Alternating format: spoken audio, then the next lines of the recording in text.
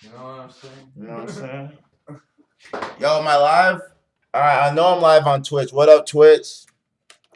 What up, Twitch? We're back. It's GUNBOI TV. All right, this is a simultaneous stream with the Cash Gang channel, so I'm just seeing if it's working. Let's go over to Cash Gang. Let's see if it works. Video. Let's see. Okay, yeah, live now. Yep, cool. All right, cool, dope. All right, we're here. Cool. All right, dope. So, well, let's see the stream. All right, cool. It's working. What up, Blitty Music over in the Cash Gang stream? And what's up, my gang over in the Twitch stream? All right, y'all here? Are y'all here? All right, so let's wait for some more people to get in here. You know what I'm saying? Let's wait for more of the gang to show up. All right. What up, Simmons? Hey. Oh, Andy says shouts out. Yo, Andy says what's up, bro. Yeah, I got texted. Okay. Oh, tell him to come through.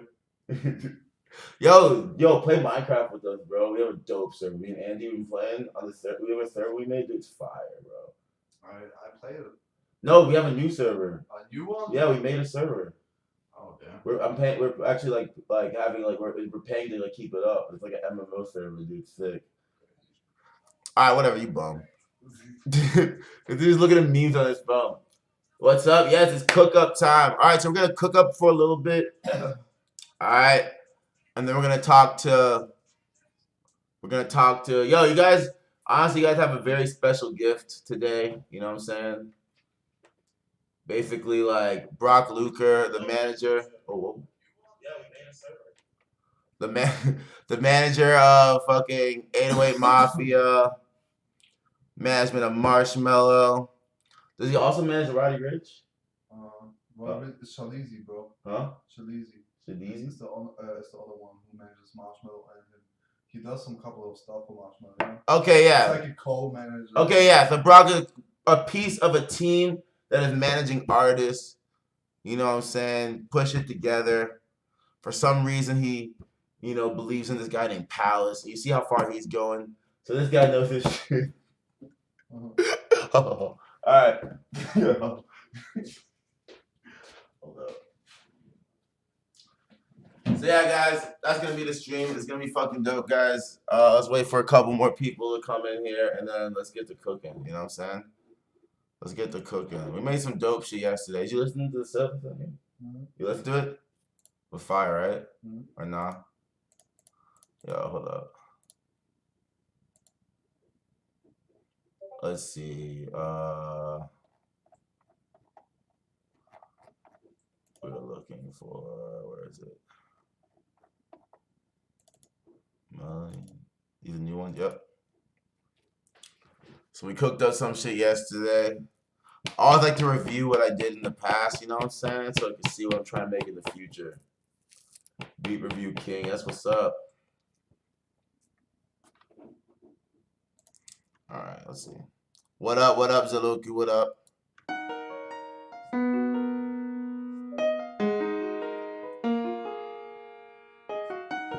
Pass me a lighter.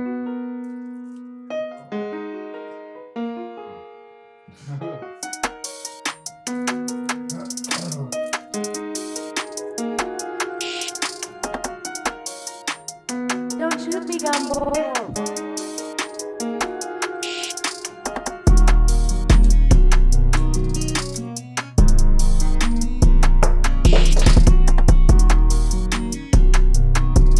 Where you go? What up? If you're back, Cash Gang, come over to the Twitch. We have Brock LUKER coming through. Get your questions ready, guys. Really good.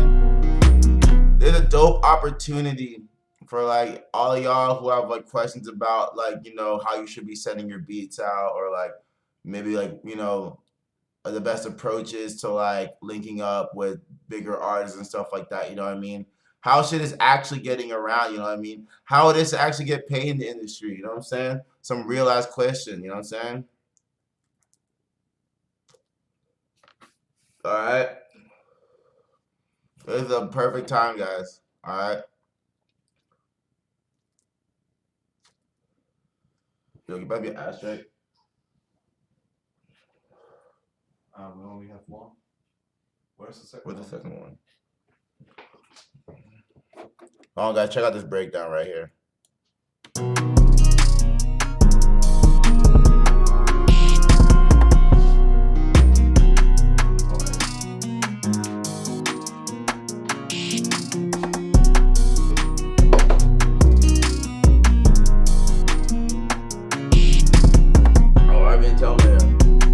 Yo, someone wrote this cash game shit is empty. Sometimes I have like 200 people, sometimes like 80 people. You know what I mean? I think there's some kind of hacks going on with this shit. Yeah, Steve is doing some shit. There's definitely some hacks going on with the cash game shit. Don't shoot me, Like gun that boy. 50 people are watching there. I should like refresh it. Yeah. I don't know, YouTube's bugged. You know what I'm saying? But over on Twitch, we growing slowly. Hey, people, what's up? Yo, what up, guys? What up, what up? Alright. Whoa. Alright, let's get the cooking something.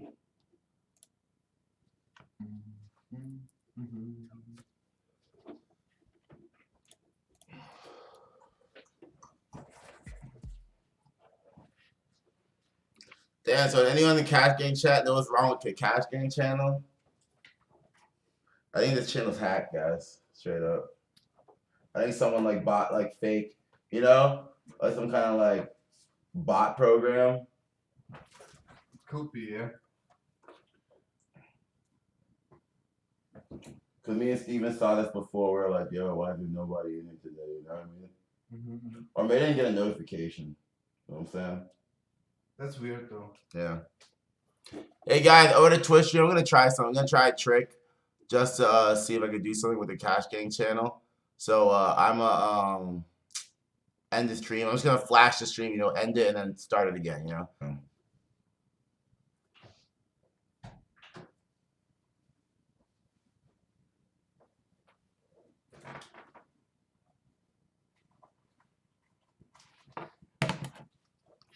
All right, we're back.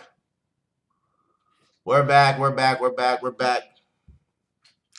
To see the Cash Gang live, you have to click on the Cash Gang channel. Yeah. It's like that for me too. Oh, Kenny Beats went live too right now. Okay, we're so unlucky. Okay, whatever. All right. Who's on? Kenny Beats is online too right now. All right, whatever. Hello from Russia. Hello, guys. All right, well, fuck Kenny Beats, guys. All right. That's what I say. All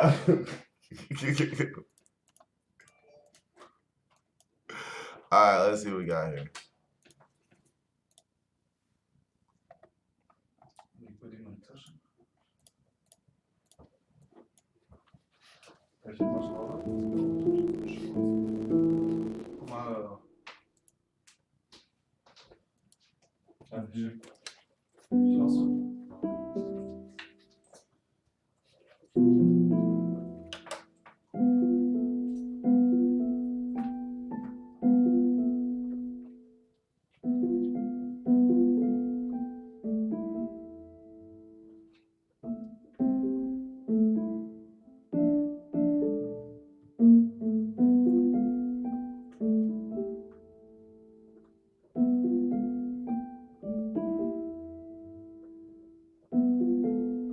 Yeah, the easy style, bro. I like that.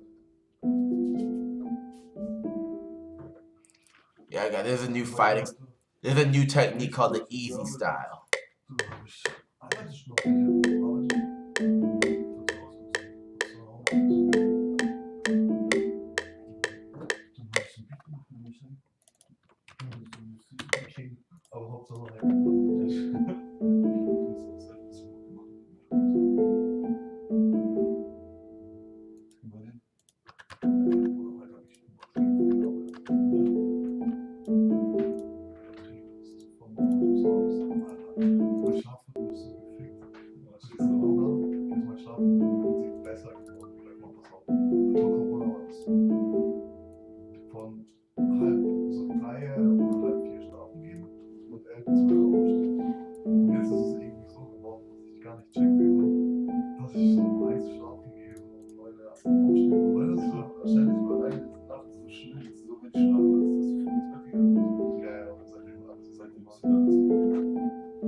Aber dafür übertreiben meine Eltern voll. Weil beide müssen nicht arbeiten. Jetzt sind die nach so.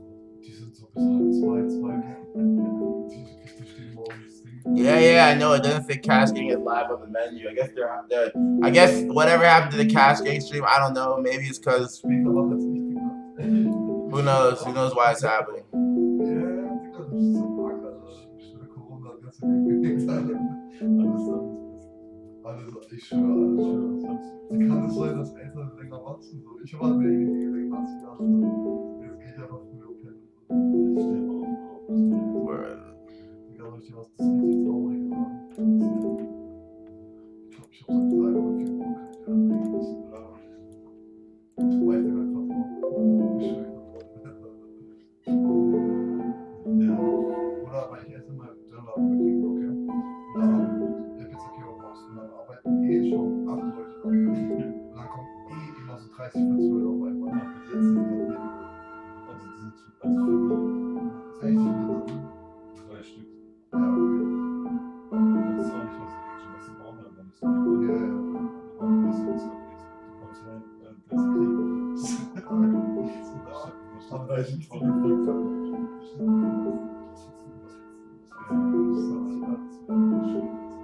Das ist aber crazy, gell?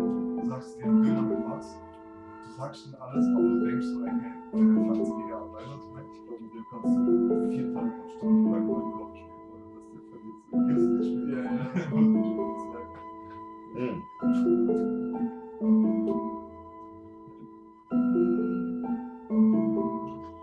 Give me like a noise. You know, every. Yeah, but no calls. It's great. What? Like every note should get you know.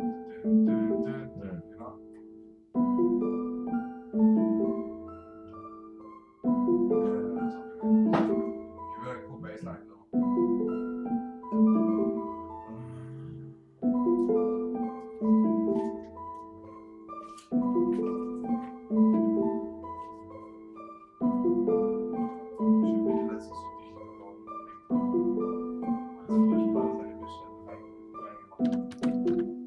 Oh, what's the BPN? Oh, what happened? What's Ja, Wait, hold up. Gesehen, weil es so war wie jetzt gerade, weißt du, was ich meine? Und es war nur noch There you go. ganz voll Alright. Tabak da. So als an. Everyone's like, ooh, Palace is here too. Yeah, this is the back chill. Like, oh, okay, Palace is hanging with us too today. Cool. Yeah, I'm chilling today, guys. I'm chilling, guys. Yeah, dude, the stream is more like we're hanging out. You know what I'm saying? Yeah, it's just like Yeah, just what hang- shall we do? We hang out. Yeah, hang out. You know what I'm saying? Like they don't always want the beat review. I realize. You know what I mean? Sometimes they want to play Minecraft and shit. You know, after they make beats. That's cool. You know. I feel that. Ja, aber noch nicht mal. Das ist so gefallen. Weil ich schon mal. Das ist letzte Mal. 2 Jahre. Oh fuck. Das ist safe. 1,5 in Amsterdam. 2 Jahre. 5 Jahre. An dem Amsterdam gewesen. Die ganzen Datei. So sieht die auch gerade. Nee, nicht mehr auf Arbeit.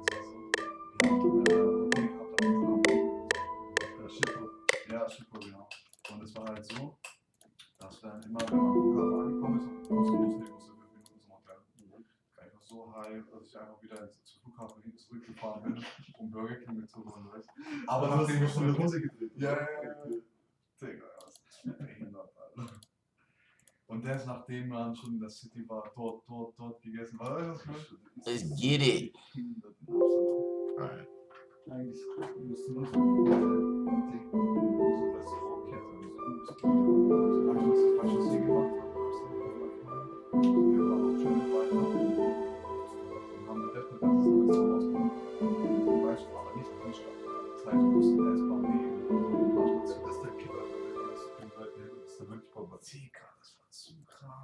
wir haben so Thailänder gefunden, da war zu sagen, wir haben Italiener gefunden, der tut so seine Pasta hinten, weil sie so mit Glasdinger die selber macht. Also richtig gefilmt, also richtig gefilmt. Richtig extrem. Ich hab alles gekriegt. Und danach war ich Magen voll, aber so Behinderei, das ist noch Burger King. Das ist noch was essen willst. The biggest guys sind dann einfach die Aufgaben. Dann stehst du und dann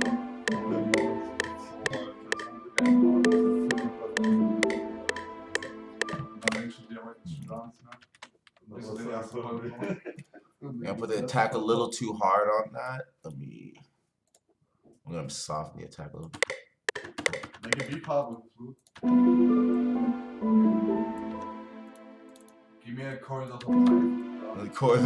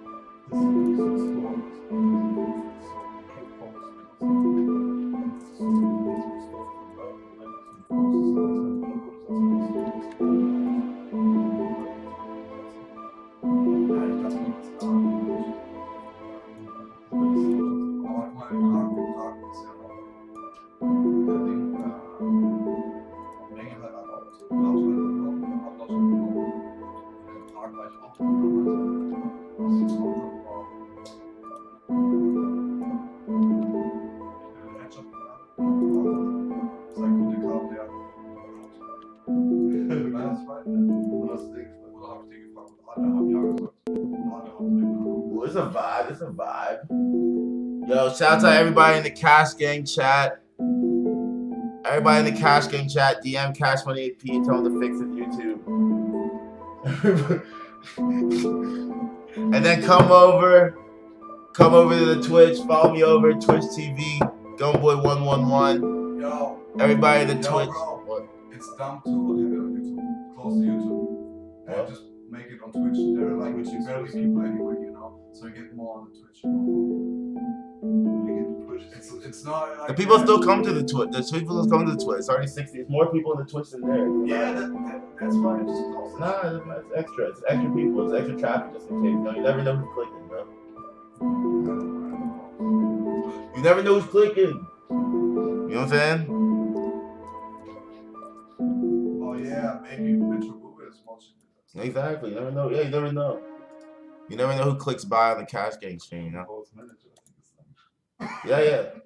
What? Sean Paul's manager, yeah. He saw the stream somehow. He DM'd me. And he was just like, yo, I'm sipping on some white. He's like, I'm sipping on some Jamaican white rum. I know you're not my demographic, but I'm fucking with your vibes. You know, shouts out from Jamaica. And I was like, bro, dude, I grew up on this music, man. I'll call my parents right now and tell you. Like what I grew up on as a kid, you know? Hey, well, what did he say? What did he say? I don't know. I didn't check the response, honestly. I was responding to a bunch of DMs today. That's why I saw it. It was in my DMs, you know? Yeah, guys. Yeah, Sean Paul's manager, DM'd me, and he's like, yo, sipping on some white rum and enjoying the streams. And, that was wild because my parents, they're Caribbean. They only listen to Caribbean music and soca music. So growing up, that was all I listened to and stuff. And I was like, with Sean Paul, I was like, yo, what is this dude even saying, you know? And it's just crazy. It was crazy to be recognized by someone from that world, you know? So I was just like, yo, I'm calling my parents and telling them. You know? Ja, natürlich, Bruder, aber wenn das 2 Monate jetzt durchsippst, Digga, in Quarantäne, ist irgendwann was. Alright, the streets said they want a flute, right? The streets want a flute? Is everyone saying flute? Nah, not the streets, bro. The Japanese game developers want the flute? The flute, bro. I like this flute a lot. I don't care what anyone says.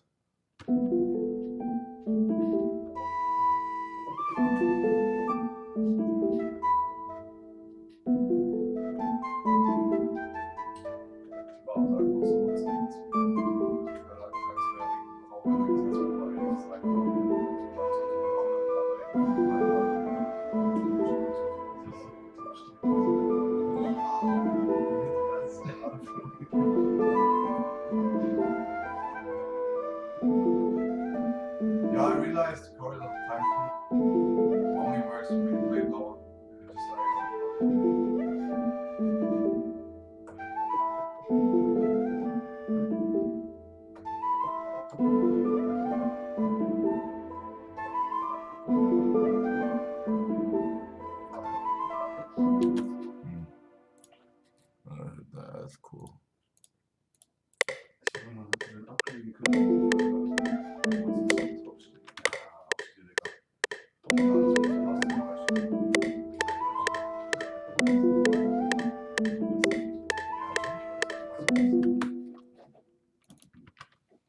That's triplets, guys. What?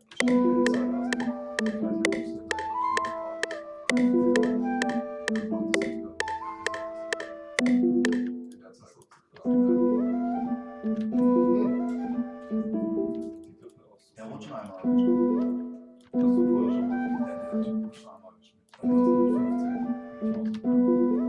Weißt du, hast du geguckt? 2 Millionen. Das ist richtig weitermachen.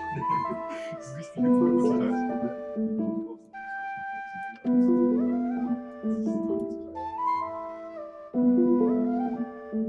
Aber ganz ehrlich, der Größe, ne? Das muss eigentlich inklusive sein. Ja, ich meine, das ist ja klar, egal.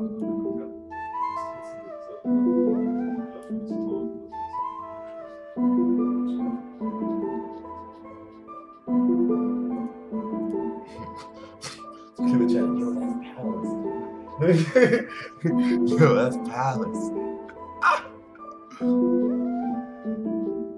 Yo, Minecraft is dope right now. Yeah. I feel like these seem delayed. Yo, these seem like a little late, right? Maybe some effect. Actually, it's fine.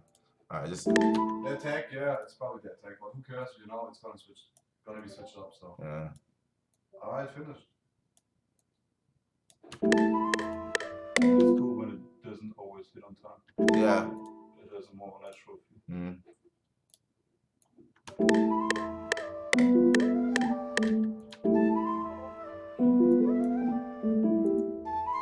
Yo, is the kid out yet, by the way? Which Classified one. well, I leaked it the image. Okay. Everywhere, everybody saw it. Okay, so I can tell them what it is? Huh? Okay, cool. Alright, guys.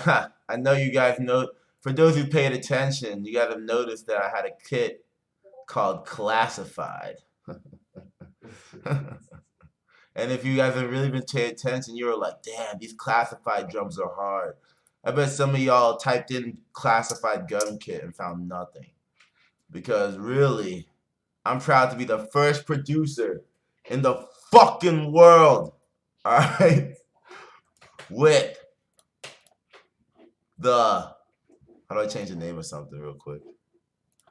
Yes, that's right. I'll tell you guys what the classified kit really is.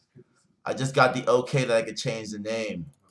And this is actually the Southside X Pvlace Splice Kit Volume 3. Just kidding, it's the first one. That's right, guys. They did it. Let me see what They combined. They said, damn. Those are the Cash Game Chan says. Yo, straight up. I'm the only person on earth. Let me refresh this shit so you can reread the instructions. Where is it? Where is it? Where is it? Ooh, Southside X Pvlace Splice Kit. I'm the only producer in the world with this shit, bro. Only one. They might not even drop it, bro. Straight up. They might not even drop this shit. We don't even know yet. They don't even know, bro. They don't even know if they're dropping this shit because, like, to be honest, like, some people call and they're like, yo, bro, it's too much. Like, it's too good. It's too easy to make beats with this. It's a detox of drum kits. Yeah, they're like, whoa, look at this shit. Wait a second. Show me the camera. Ooh, look at that shit. Look at that shit. Ooh. Ooh, come on. This is easy. This is what the people want. This is literally what Future wants, bro. People are like, yo, what's Future's hi-hat? Like, what hi-hats does Future want specifically? Bro, he wants these. Why is the Twitch chat not here? Like, Huh? I don't see it. What, why do you see the Twitch chat? The Twitch chat's right here. You can plug on your phone. Go on your, here, wait, take my phone. You can read the chat. Hold up. We can read it on my laptop. Yeah, or take my, I don't know where my phone is somewhere. Alright, guys, want to answer some questions? Want to check some questions real quick? See what the kids are saying? YouTube cash gans, that's a lie, straight cap. No, only producer. I think I'm all right. Maybe there's like 5 producers with it, but whatever. Yeah, not more than like 3. Yeah. When F4 dropping, I don't know. The hell you doing sitting there on YouTube with your mouth open? Oh yeah. Okay. Facts. Pvlace has to play Minecraft with us. Yeah, bro. I gotta play Minecraft with you guys, but right now I have tons of like work to do. Yeah. Can you send me that, please? All right, I got you, bro. Yeah, free. Can you see that, bro? You got me? Just post the Dropbox, you know, just free. You know? Yeah, I put the Dropbox in there. Actually, should I use only shit from the kit? Nah, don't use anything from the kit. I just use a hi-hat MIDI. I just put the MIDI in there. So don't use anything from the kit. Fuck. Oh, what I do? Whoa, what I do?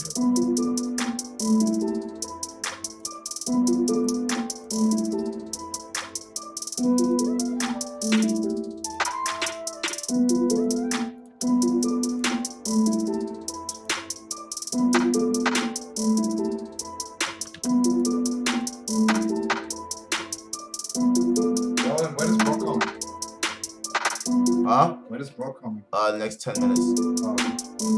Skype? Zoom. This app called Zoom. Oh shit, you can use it, bro. Yeah. I don't even know this.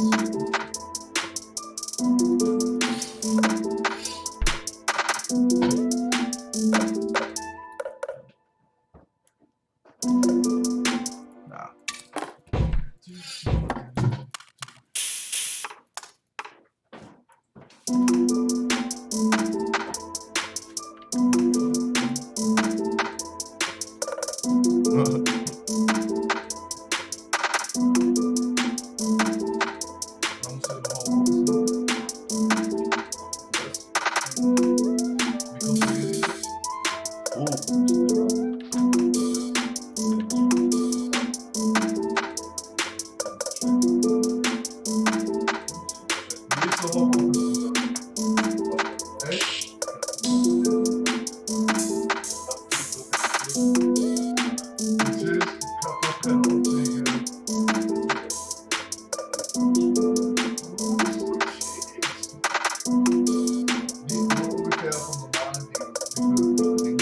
There you go.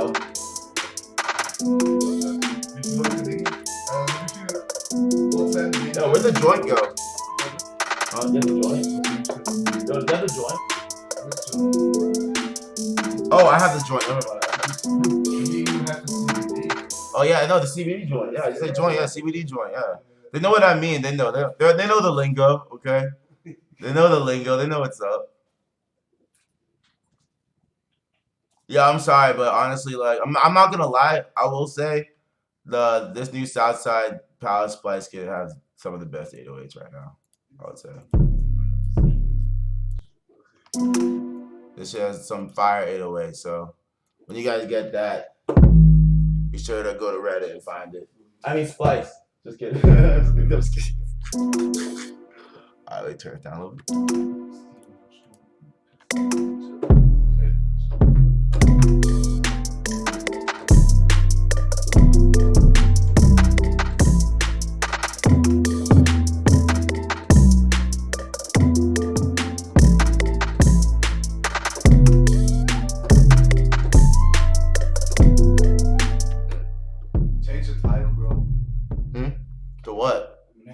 Marshmallow is like called, you know what I mean? Ooh, on YouTube? Yeah, on Twitch. On Twitch, okay. It cuts off? Alright. Just put in management and Mafia. Okay. Should be enough. Okay. Alright. Alright guys, we're about to get ready to bring Brock in here. Where's my Whoa, nigga, no. It said 808 Mafia, Marshmallow, Pvlace, and others. That's kind of cool. It looks cool. It looks cool on the browser. Look. It looks fine on the browser. What's wrong? Oh. Yeah, that's cool. That was good. Professional. I was like, oh shit, that's some cool shit going on here, huh?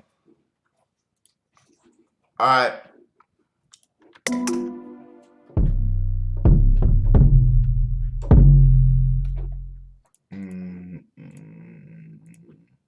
First chord's a little rare. I'm gonna play F though.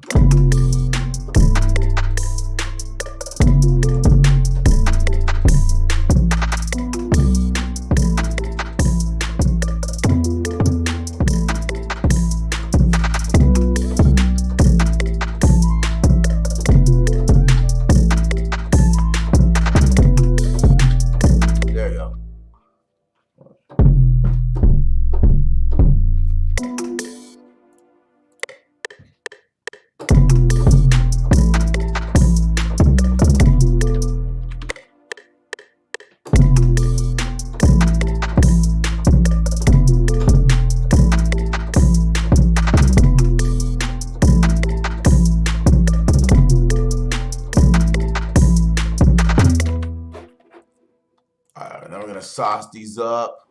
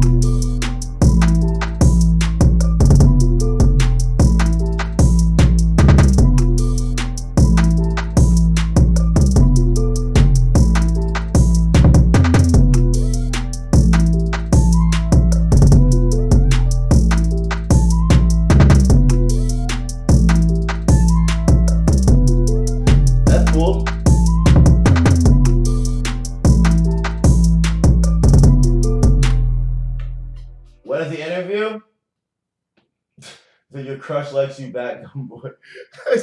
What? Someone in the comments said your crush likes you back, Gunboy. Thank you, bro. Said fire too fast. Okay, whatever. All right, what's the interview? All right, let me hit up Brock right now. Y'all ready? Y'all are ready for this shit. Let's do this. Let's do this, guys. Let's get some fucking value. All right. Let's get some wisdom going, guys. Get some fucking knowledge. All right. There's my phone. All right. All right, guys. So I'm gonna hit up Brock.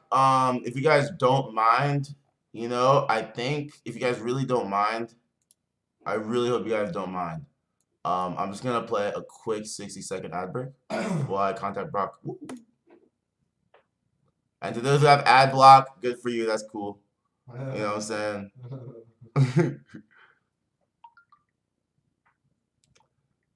Hey, you ready?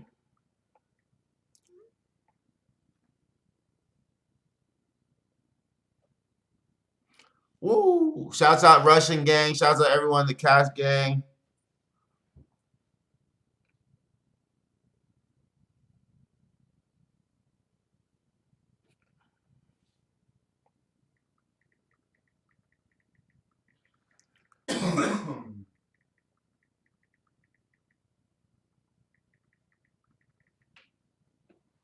Woo! Okay.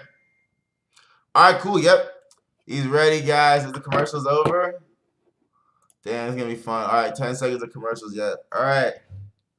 Yo, guys, I just want to say, man, this is just the beginning, guys. This is just the beginning. Because nobody is going to do it like me, guys, all right? All these other producers come here. They come here to Twitch so y'all can suck their dick, bro. So y'all can be like, oh, shit. Bro, you're so dope, bro. And they look at the chat while they're, like, clicking in something like, and they keep fucking producing, you know what I'm saying? They don't give a fuck about you. But me, over at GUNBOI TV, all right? We're just doing it bigger, all right? We're just doing it better, straight up. Oh, wow, you want to leave the stream to play with an e-girl? That's hard simping, bro. Hard simping. Depends how bad she is, honestly. Depends how bad she is. Because, like, you don't really owe us shit, you know what I'm saying? If she's, like, not that cute, bro, then that's kind of simping. But if she's big bad, bro, then go for it, fam. You know what I'm saying? All right, let's get this going. Where is it? Where are we? I'll put this back up. Here we go.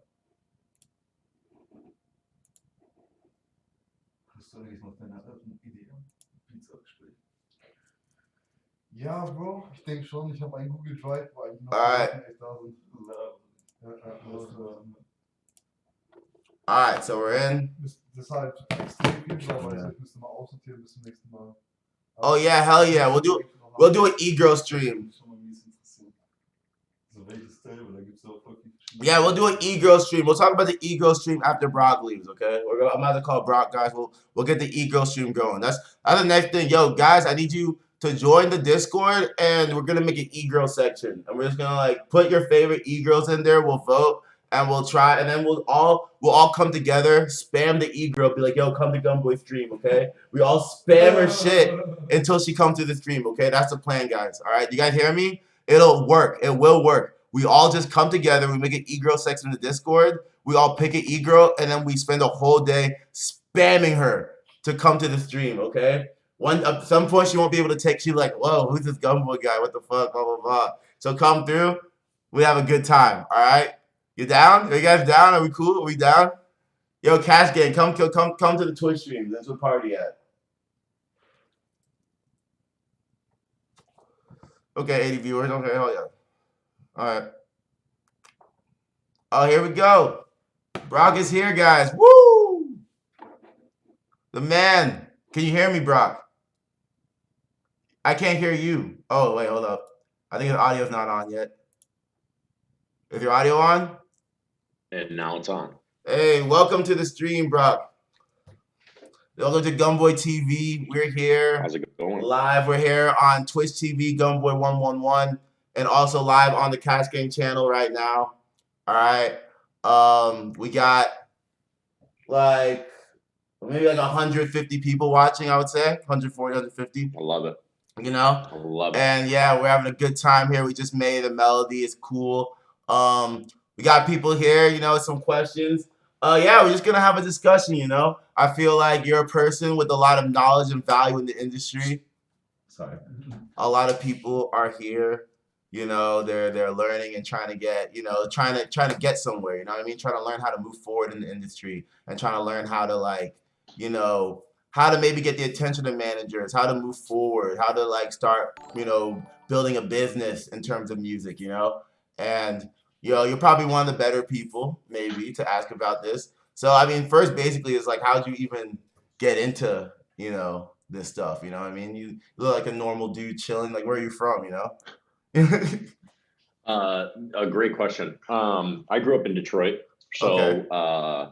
yeah, I think getting into music was, I kind of just fell into it. And my background, interestingly enough, is growing up, my mom always wanted me to play piano and do stuff like that, and I was really into sports. Okay.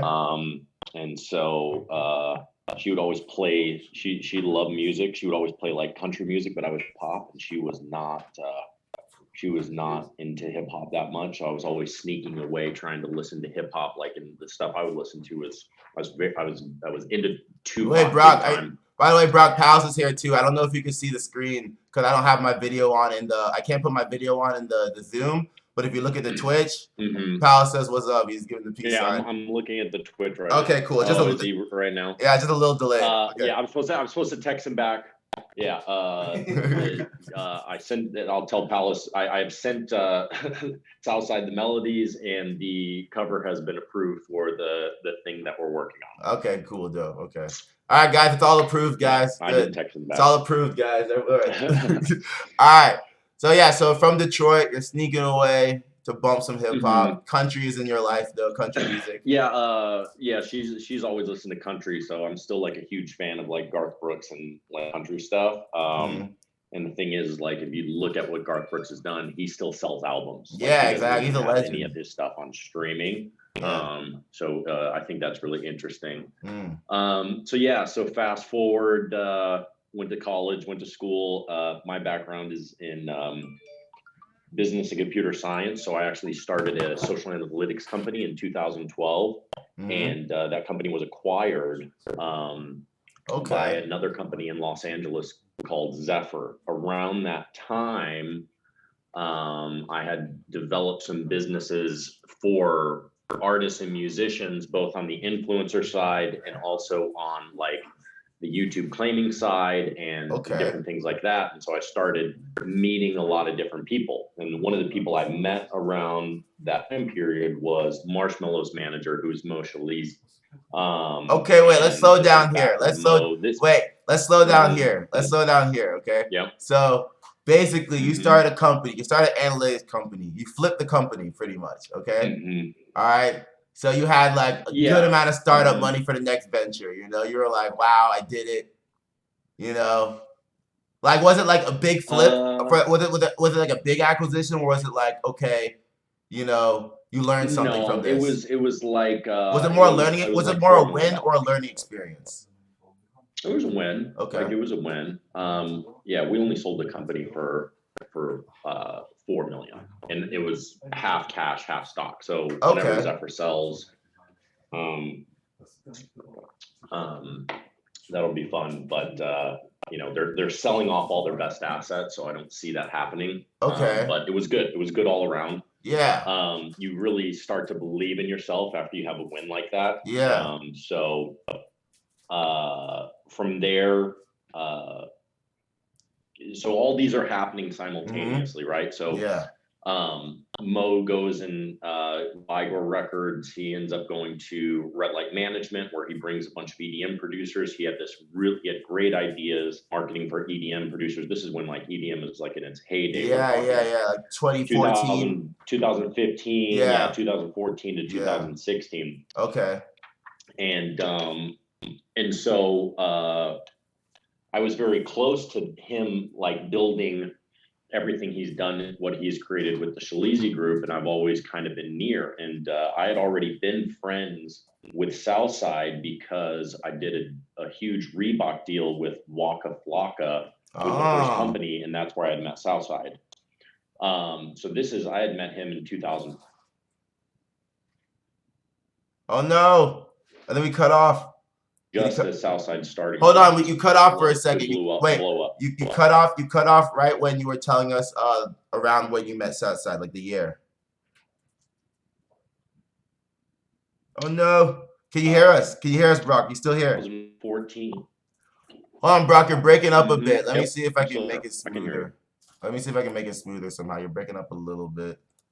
Let me see if I can close some things. Let's see, make it smoother. All right, so Reebok deal, Waka Flocka. This was what year? Which year? This is 2014. 2014. Okay, and that's when you meet Southside. 2014. And that's when you met Southside. Yeah. Okay. That's when I first met him. Yeah. And at the time, we had done this deal because the analytics company basically were like, hey, we're not going to create an MCN. We're just going to use data and sell it to advertisers. Okay. So we would sell with these big advertisers, and then we would do, you know, deals for hundreds of thousands of dollars. And then the influencer being, you know, Waka, he would do like one post on Facebook and Instagram, and he would make, you know, $100,000. And he was like, what the fuck is this? Yeah, that was the beginning of that type of marketing. That was like the beginning of that. That was like the beginning. That was the beginning. Yeah. Crazy. So it was that time period, and then what happened is Waka just started flying me everywhere. So he would go on tour, or he would do these festivals, and then he would just be like, hey, I got you a plane ticket, like show up to Miami. And then what would happen is he would introduce me to all these people in music when we go to these festivals. Like Waka's like, you know, 6'6", 6'7", 280 pounds. He's like a tight end. Yeah. And you're going to listen to him if, you know, he's telling you to meet someone. And so I kind of had a cheat code in music because I started meeting all these people in music, but I was still in tech. I was with Zephyr for 2 years after selling the company. And what ended up happening is Zephyr fired me after 2 years. They were like, hey, we don't want to do any of the businesses you're up with. Like, they're just like, you're getting paid too much. Like, we're done. Here's a severance. And wow, they said you're getting paid too much. Guys, that's a hard diss in the business world. When they look you dead in the eye and say, honestly, bro, like, yo, we're paying you way too much. Like, yeah, you're not worth what you're getting, bro. Like, you're like, what? Yeah. Okay. Which it ended up being a really bad deal for them because they lost out on a bunch of clients that ended up doing really, really well. Like Marshmallow was just starting out. And, we were going to take over his claiming. which would have made them millions of dollars. And I was not getting paid millions of dollars with them. So that's crazy. So basically, they kind of just to like sum it up for the viewers, you know, like Mhm. this time of like, you know, 2013 to maybe 2016ish, I'm saying, where the first Mhm. union between tech, you know, social media and the music industry was really cementing itself in a business sense. You were kind of there in the forefront, and that was your kind of entry into the music. Kind of, not, you would say forefront, or like, Yeah, I would say that there was a bunch of fortuitous events that happened to me that are like you can't explain. It's just like I've always been opportunistic and Yeah. always interested and curious. Mhm. You know, I think music is a great space, and the reason music's such a great space is there's no barrier to entry, and no one's really paying attention to what's going on. Okay. If you understand, like this is what you and Palace do a really good job of. You guys are really young, but you pay attention to how the industry works. And then you know that you're not trying to make your plays. You guys are very strategic because it doesn't matter if you make $1 million at 22. What matters is you set up the right strategy in order for you to go get $5 million in a publishing Warner Chappell when you're 29. Exactly. Right. You know, at Southside didn't blow up until he was like 27, 28. Yeah. He was just grinding. He was grinding from like 15 years old to 26, 27. I remember and the then first. all of a sudden he blew up. I remember the first large Southside playment I saw was on Illest Nigga Alive by Kanye and Jay-Z on Watch the Throne. And I loved that beat so much. I was like, who made this beat? And I saw the name. Illest Motherfucker Alive. Illest Motherfucker Alive, yeah. And I saw the name Southside, and I was like, oh. And I remember him from Waka Flocka tapes and all that stuff, you know what I mean? And like, you know, to hear this from you, you know, because I remember, to me, like, Southside was already cool. I was already hearing him on like Waka Flocka, but to give some perspective to the viewers, you know, you could have those first major label placements with a huge artist that's blowing up at the time and still have, you know, a ways to go to make your name as a producer. You know what I mean? Yeah. Completely. And, you know, he had some great things happen to him. He had met Travis Scott when Travis was really producing out in LA for LA Reid. LA Reid had gotten a house in LA. And it invited all those guys to stay there. That's why I'm a big proponent and producers getting together, living together, and just creating every single day, because it's like the music you're listening to now, all these guys started out in a house together, living together, and just making a bunch of crazy music together. And then what really happened, and this is why I always tell producers to develop your own talent. Yes. Is Southside just got into, you know, he made a big bet on Future. Like him and Future just started getting in the studio and then making mixtapes. And you have to understand. Yeah. Southside wasn't getting paid for any of those mixtapes. He's just like, put it out because I know that Future is going to be big. Yes. And that's what led to him creating the notoriety. Now, I mean, obviously, those releases are going to be released and monsters come out on DSPs and everything. Yeah. However, his strategy has always been play a bigger and a larger game. There's always a larger game. Yeah, just make the music, get it out there. Game. You know what I mean? Get the music out there to the people. Yeah. You know, and then everything will handle itself. It's about your name. It's about the brand, you know? It's about creating the brand and the name, you know? Yeah. Yeah, because that's crazy to hear. That's crazy. You know, it's crazy to hear in hindsight that, like, yeah, he wasn't getting paid for those beats. I remember Dirty Sprite 2, you know? That was the album that inspired me to keep making music. I remember it was the beat for Trap Niggas by Southside. That beat inspired me to keep making music at one point. And, like, you know, just to hear that music that was so monumental to the culture at that time, you know, like from a producer's perspective, the producer, it still takes time for them to even get paid for those works, you know? And like, I think like that's something, you know, that every producer coming into the game needs to take in perspective, you know, that even like your legends, you know, were making art without like the necessity of like fast payment, you know? They were making it for something bigger, for the brand and like who they were, you know, who they want to become. I guess. 100%. And the thing is, like, everyone, you see, social media has destroyed everything because social media has created this world in which everyone is trying to gain clout and status. And I've said this many times on live streams, but I've said this, if there's someone you should follow on Twitter, whoever, you should follow Naval Ravikant. He started AngelList. He started all these great companies. Naval Ravikant? This podcast, Naval Ravikant. Let's put him. Let's give him. I'm putting him up. How do you spell this? Naval Ravikant. Naval, and then his last name is Ravikant. Ravikant.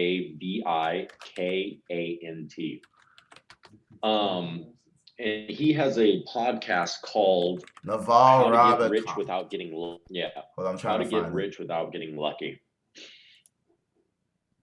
Okay, I see quotes from him. Hold up, let me just type in the ball. See what comes up.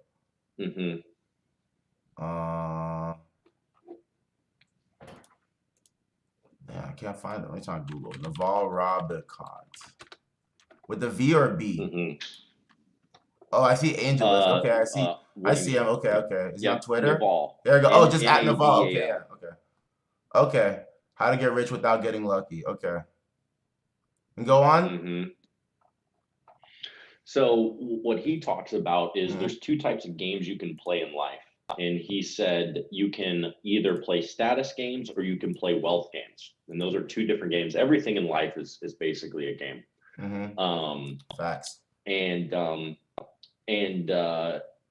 people who play status games, they're trying to be famous. And, you know, I would rather be anonymous and rich than famous and broke. Exactly. And I think what happens a lot of times is people believe that, oh, in order to get rich, I need to like blow up and I need to be a good producer and everything. But there's like these distractions that come with fame that you I really like the way that for instance, like Q Beats goes about their business very solidly, right? Yes.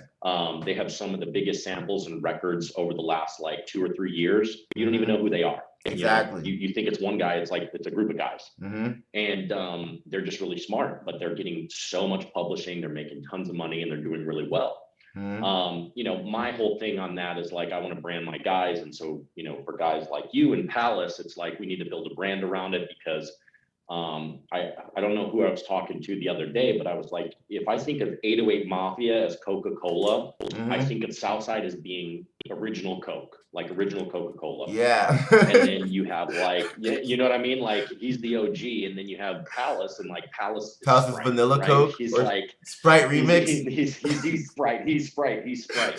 And but each one of those Coke products has their own. Is he Minute Maid? So everything like that I'm trying to do is. Who's Lemonade? I don't know who Lemonade is. I was just joking. But keep going. I don't want to say any other. I can say Pvlace's Sprite because, you know, he's clear. It's like he's not white. He's clear. That's true. No, but that's a cool ideology. You know what I'm saying? And I think that goes for anybody who's like trying to make a name for yourself doing beats. You know, you should really think about how am I presenting these beats? You know what I mean? How am I presenting, like what are people getting when they go to my YouTube channel, you know? What types of images do I pick to brand my beats? Like, just if you're on like that small level of like starting out, you know what I'm saying? Like what would you say to those guys? Like people who are like just starting out, okay? Let's say like you're like 17. Just starting out, yeah. You're 17, you know what I'm saying? You're starting out, you're like, how do I get beats? My whole thing is I tell people to like, you should put beats online and also be hitting up every producer in your area, every artist in your area, and trying to send them beats and stuff like that, you know? Like, what do you say to that? Absolutely. I mean, the first thing is I think you need to have self-awareness. I think too many times producers, like they go and make beats for 5 months and then they go, I'm ready. And it's like, no, you're not. Fucking hate like that, you're, yeah. You know what I mean? Like you're not ready. And so I think there's a lot of self-awareness, like understand your level of talent. And guess what? There's a ton of ways to make money in music without being a producer. Like if you really love it and you want to do it and that's your thing and that's your gift, then do it. But you can be in the community and you can go into management. You could be in the community and you could do something digital. You can run marketing campaigns. You can do all these different things. Yo, wait a second. So the first thing I would say is I wanted to say something. Is that? Yeah. Yeah, go ahead. So people think like what my biggest dream is. People think I want to get that biggest song. You know, that's actually that's one of my dreams. But like what I really try to do like in the future is like orchestra like full Netflix series or something. You know what I mean? That's something I always wanted to do. That's like, so true. Yeah. having like something like a picture and like making music to it. Yeah. You know? Or like for me too, like I want to do the live stream so I could like also I want to one day like review, you know, like native instruments banks and like review like different types of equipment, you know what I mean? And like work with it on stream and like show like actual practical usage of different types of things. And I hope that like one day, you know, like sponsors will hit me up for that, you know, while just like building a platform, you know what I'm saying? To, like communicate. I feel like, you know, as a producer, you can't just be always hoping to make like a diamond song, you know what I mean? Like I feel like it doesn't work that way. Yeah, I mean, I think those things just kind of like they happen. Like, there's a lot of elements that go into that, and it's just like you can't predict whether or not you're gonna have a. It's just like Old Town Road, right? Yeah. Who would have predicted that Old Town Road, which is a joke song, right? It literally said, "I made this." Oh yeah, we heard that song early. I made this. We heard that song super early, Right. actually. Apparently, it was like a TikTok meme song, you know, and it was like coming up. And Exactly then right. Yeah, we heard it very early, and I was like, I thought there's another song called "Like a Farmer" by Lil Tracy, and I thought that was better. You know, I thought this is like okay, like this is a guy trying to like kind of like follow that trend of like you know country rap, cowboy. It's more cowboy rap because like it's not really country. I feel like it's rap in the personification of being a cowboy. You know what I'm saying? So I call it cowboy rap. You know what I'm saying? And like, I don't know, it was crazy to see that blow up. You know what I'm saying? But I think it was a combination of timing, you know, with Red Dead Redemption 2 being popular, TikTok being new. You know what I'm saying? The meme of just everybody, you know, of it was a cultural appropriation meme where like black people culturally appropriate redneck culture. You know what I'm saying? So this was like a meme going around that time, which like which led to that song was like the main song of that meme. Right. You know. So yeah. I don't know. We got off track, but like you know, it was the first time that rap and country have even combined, right? Nelly had billboards with Tim McGraw. Exactly. You know, 10, 12 years ago. Hold up, you're breaking up a little bit. And so everything goes cycles, right? Everything comes back around. Yeah, the internet's pretty bad. Okay. Hold up. Yeah, your video froze a little bit. Your video froze. Hold on. Let me see if I can restart the video or something. Hold up. Okay. Let me refresh.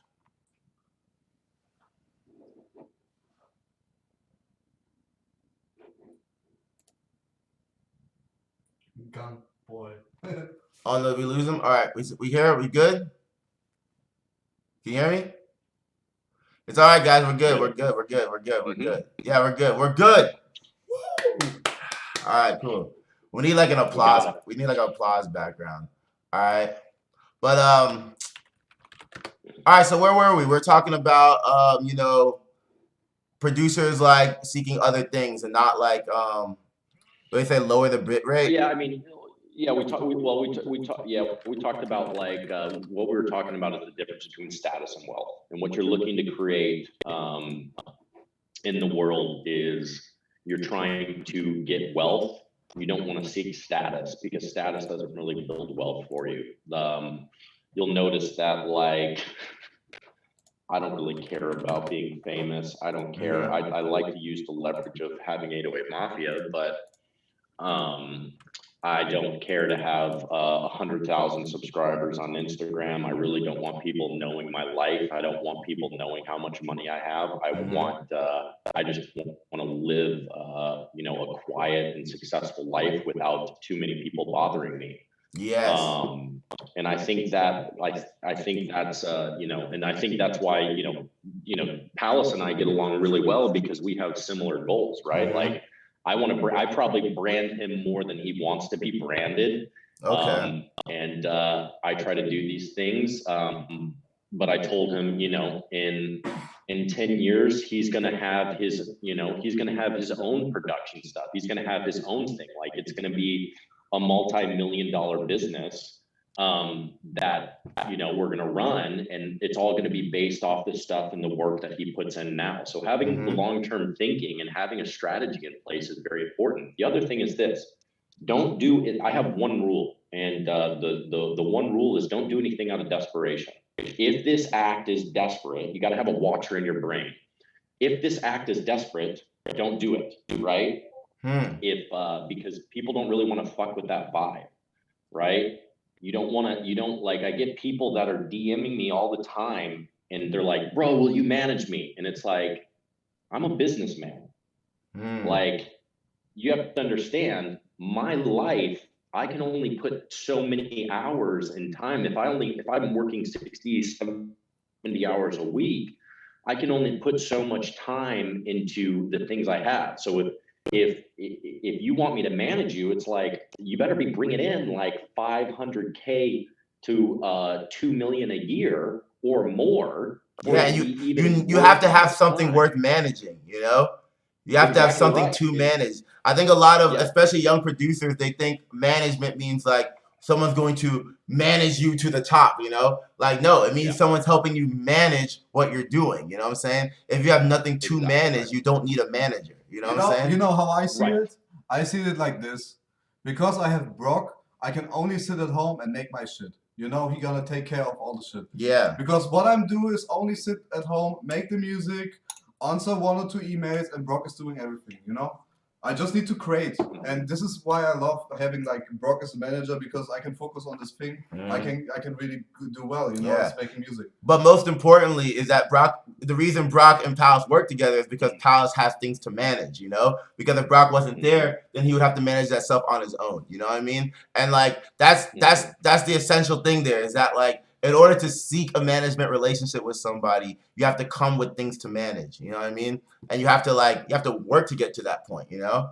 I think a lot of people think of management as like getting put on, you know what I mean? And not like a business relationship, you know what I mean? Right. And management is such, it's in the digital age is such a bad word, right? Like, I like to think of my clients as partners, right? Like, you know, Pvlace and I, and like, we've talked about this, but like, if he's investing in something, like, I want to co-invest with him. Like, when he's building, I want to build with him. And it's just a much better relationship that way, because if you look at it as like, I'm working for Pvlace, like, then things can get convoluted. But if we look at it as we're working together for a greater goal, then we can take a more strategic approach with our deals and the way that we're doing things and the way that we brand things, because we understand that this is a long-term relationship and not just like a one-off management deal. And that's super important with any of my clients, is like, hey, you don't need a manager. We can get you an executive assistant. Like, that's fine. What you need is what I think people need is they need partners that understand how to leverage the business in a way that works for them and helps them grow. And Pvlace does, like, listen, Pvlace listens to me, and I'm like, hey, I think we should do this. And he has his own ideas, and then we come together and we say, okay, this is why we're doing this. And this is what we think is going to come from it. So far so good. He's so young. I mean, he's only, you know, he's not even 25. And you know, he's gonna make a name for himself. And by the time he's 30 and I'm 40, he's gonna make, you know, $20-30 million a year, because he's going to invest in the things like with Pvlace. He's going to build businesses the right way. Don't fuck it up. So that's the vision I see. High hopes for you, man. He's got some high hopes for you, bro. It's not even high. It's not even high hopes. It's just like the way that he goes about his business. Like, you have to understand, everyone that he sends beats and samples and loops to wants to work with him and love working with him. It doesn't matter if it's Nick Mira, it doesn't matter if it's Southside, it doesn't matter if it's DY, it doesn't matter if it's Marshmallow. The talent, he's so talented, and I know you're doing a lot with him as well. But you guys are so talented that it makes the work on my side very easy, because it's just like, hey, do you want the best? Here's the best.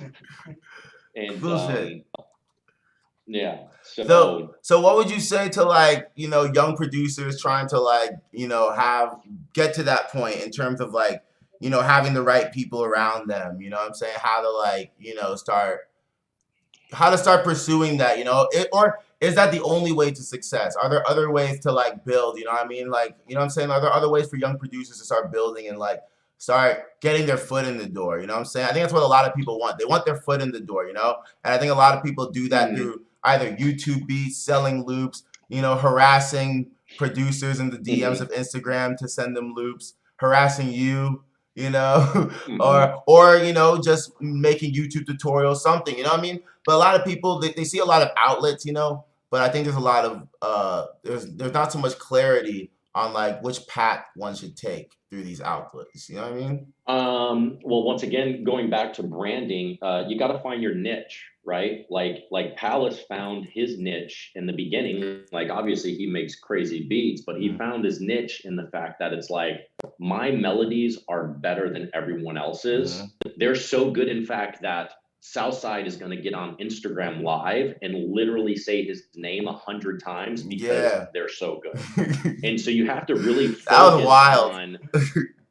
It's wild, right? That was wild. And you have to really focus on what you're good at, right? And it goes back to self-awareness, right? If you listen to what you have, like a good thing is like play your stuff for your friends, or play your stuff for your friends that are musically inclined, and do they like it? Do they think it's good, right? Are other people fucking with you? Are other artists wanting to work with you? And it's like going back to what we were talking before, it's like everyone wants to get these big placements. I want a big placement. I want a big placement. I want to get a Young Thug record. And it's like, I think the best way to develop yourself as a producer is to be an executive producer and develop an interesting sound with an artist that's not blown up, and then you can blow up with that art. Facts. You're chasing down Wheezy and Southside and all these guys, like, you know, damn, like that's really hard. Like I get 100 emails a day from people listening to beats, and it's like, one, I'm not incentivized to play your beats. If I listen to you and you're not signed to me, I'm losing money, right? And so people aren't. How much would someone have to pay you to play a beat for Southside? What if someone's like, yo, no, 100K right now, play this beat, please. Please give this to Southside. Yeah, but I mean, the thing is, like, I have a value system, right? And so the value system is like, I don't believe that people should have to pay to do those things, right? Now, if you want one of my guys to review something, like we've created, like Creator Arcade is a company that we created where you can go and like pay to have something. Yeah, get like consultations and things like that. Yeah, it's like a consultation. Yeah. But you know, and that's cool. For me though, it's like I'm looking for talent, but the thing I'm really trying to develop is that I already have the best talent on earth. Right? It's like I have 16 guys that are the most talented. Like we had 24 platinum records in 2019. 24. It's crazy. Okay. We had 19 Billboard Hot 100s. We had nine #1 albums, Billboard #1 albums. My whole thing is to create the infrastructure so that everyone that we're currently working with wins big. And that happens by doubling down on that. It doesn't happen by me going and signing a bunch of new talent, right? Yeah. Like it's expensive to develop talent. Yeah, exactly. Exactly. That's very true. It's expensive to develop new talent. I think a lot of people need to start understanding this when they're like a new talent pursuing the idea of getting signed. You know what I mean? Like you have to be worth a lot. You know what I mean? Yep. You know? You do. Yeah. You have to you have to build your business. And then it's up to you to go and understand how the music business works. Like this is the reason people want to get a manager like me is because I've already done all that for them. Yeah. And so they're like, oh, he understands the business. I don't have to deal with it. The issue is Pvlace understands the music business. Yes. He already learned it before he got the manager. That's why he was able to get the manager. So it's exactly. like this chicken and egg. You said a right? golden key there. You said a golden key there. You said that's how he was able to get a manager, by already knowing the business. You know what I'm saying? Mm-hmm. Like you know, a lot of young people are watching, you know, so I always got to point out the things that they need to be, you know, listening to, you know. Yeah. But 100%. So what's like a typical work week for you as a music manager? And once again, we say music manager. I like to say partners. You're right. Yeah. I don't really manage anyone. I literally go, hey, you know, like there's certain priorities that we have to do each week. Like this week, tonight at 9 p.m. Pacific, Southside is releasing a single called "Been Through This Before" with Marshmallow, St. John, and Gigs. Right. Oh, and the whole strategy behind that is Marshmallow has 45 million listeners on Spotify. St. John has 22 million. Gigs has 2 million. Southside fluctuates between 500,000 and 3 million. But as soon as that single hits, guess what? All those listeners that are listening to that song from Marshmallow now becomes Southside listeners. Exactly. Yep. And so for us, it's thinking about strategy. Like I think about everything that I'm thinking about is like what's next and what's bigger. Like I said, there's always a larger game being played. I don't take any meetings before 11 a.m. In the morning, I always read. And I read, like I just read in the morning. Like I make phone calls sometimes. Like if it's urgent from Pvlace or Southside, I'll call them. But for the most part, my day, if I'm waking up and since we've been in quarantine, I haven't been waking up as early, but usually it's like 6:30 a.m., wake up, work out, go for a walk, get a coffee, read something that I'm interested in learning. I think curiosity is going to save a lot of people because if you're curious, and here's the thing, you want strategies that work, right? What are things that we've learned that have worked for multiple people over many years? And we found that the most successful people in the world, and maybe not in the music. Wait, can you go back a little bit? We had they're reading every day. Hold on, you chopped up a little bit. Can you just repeat what you said one more time? Sorry. Where did I leave off? You're talking about you're just talking about reading every day and like just repeat what curiosity and reading every day and stuff like that, you know? Like, right. So it's like if you read the biographies of like Elon Musk, Ben Franklin, who else have I been reading? Like Naval, like all these guys that are super wealthy, Warren Buffett, Charlie Munger, anyone that's business related, Bill Gates, they're reading every single day. Yeah. They're constant, like they don't stop learning because they're out of high school or college. They continue to learn every single day. And just like your publishing on the beats you do gets compounded interest as time goes on, well, so does your knowledge. And so gaining knowledge is probably the most important thing I do every single day. I'm always doing my best to try to learn something new every day. And so that's the first priority from 8 a.m. to 11 a.m. is build some new knowledge. After 11 a.m., I usually have a call with, if it's, Monday, we have the Monday meeting where we get everyone on a call and we just talk about the week and the different things. Like this is a release week. And so, it's been about going and, talking to all the DSPs, talking with the artist relations managers, where can we get press, where can we get interviews, where can we do all that stuff? And then it becomes like a relationship game during release week because you want to create something that's going to create a buzz. And then it's, really it's operational. I think that what I do for the most part is just very operational in strategy. And so that's what I'm thinking about every day. When you're talking about like, my day is usually from 11 to 7 or 8 p.m. is usually just wrapped up in sending emails, reaching out for brand partnerships, putting decks together, doing all that stuff, so we can play the larger game, right? Right now, we're negotiating like a live stream contract, and we're talking to multiple partners and different things like that, and I'm just trying to level everyone up. I think that's the key for everyone is like find ways to level yourself up because the only way to get what you want is to have leverage. Exactly. And that's why everybody watching, by the way, should come and follow me over at Twitch TV, GUNBOI111. Follow me on Instagram at GUNBOI. Yeah. Follow Brock, Instagram at Brock LUKER. You know what I'm saying? Yeah. You want the followers? Yeah, I mean, like, be sure. Let's pull it up. Let's pull up for the stream. Let's see if it comes up on the stream. Yeah, here we go. There's the man. Hey, with the hat and the big beard. There we go. All right. Follow my man over here. All right. Thank you so much for participating. All right. So I also want to ask, what do you think the coronavirus is going to have? Like, what effect do you think it's going to have on the music industry? Bitcoin blowing up. Bitcoin. But so this is not about Bitcoin blow. It's the music industry, okay? Yes. All right. Let's say Bitcoin blows up. So like, what? Every rapper with Bitcoin gets great. But the rappers without Bitcoin, okay? What about how do you think it'll affect the music industry as a whole? Let's say this goes to like September, as they're predicting, or October.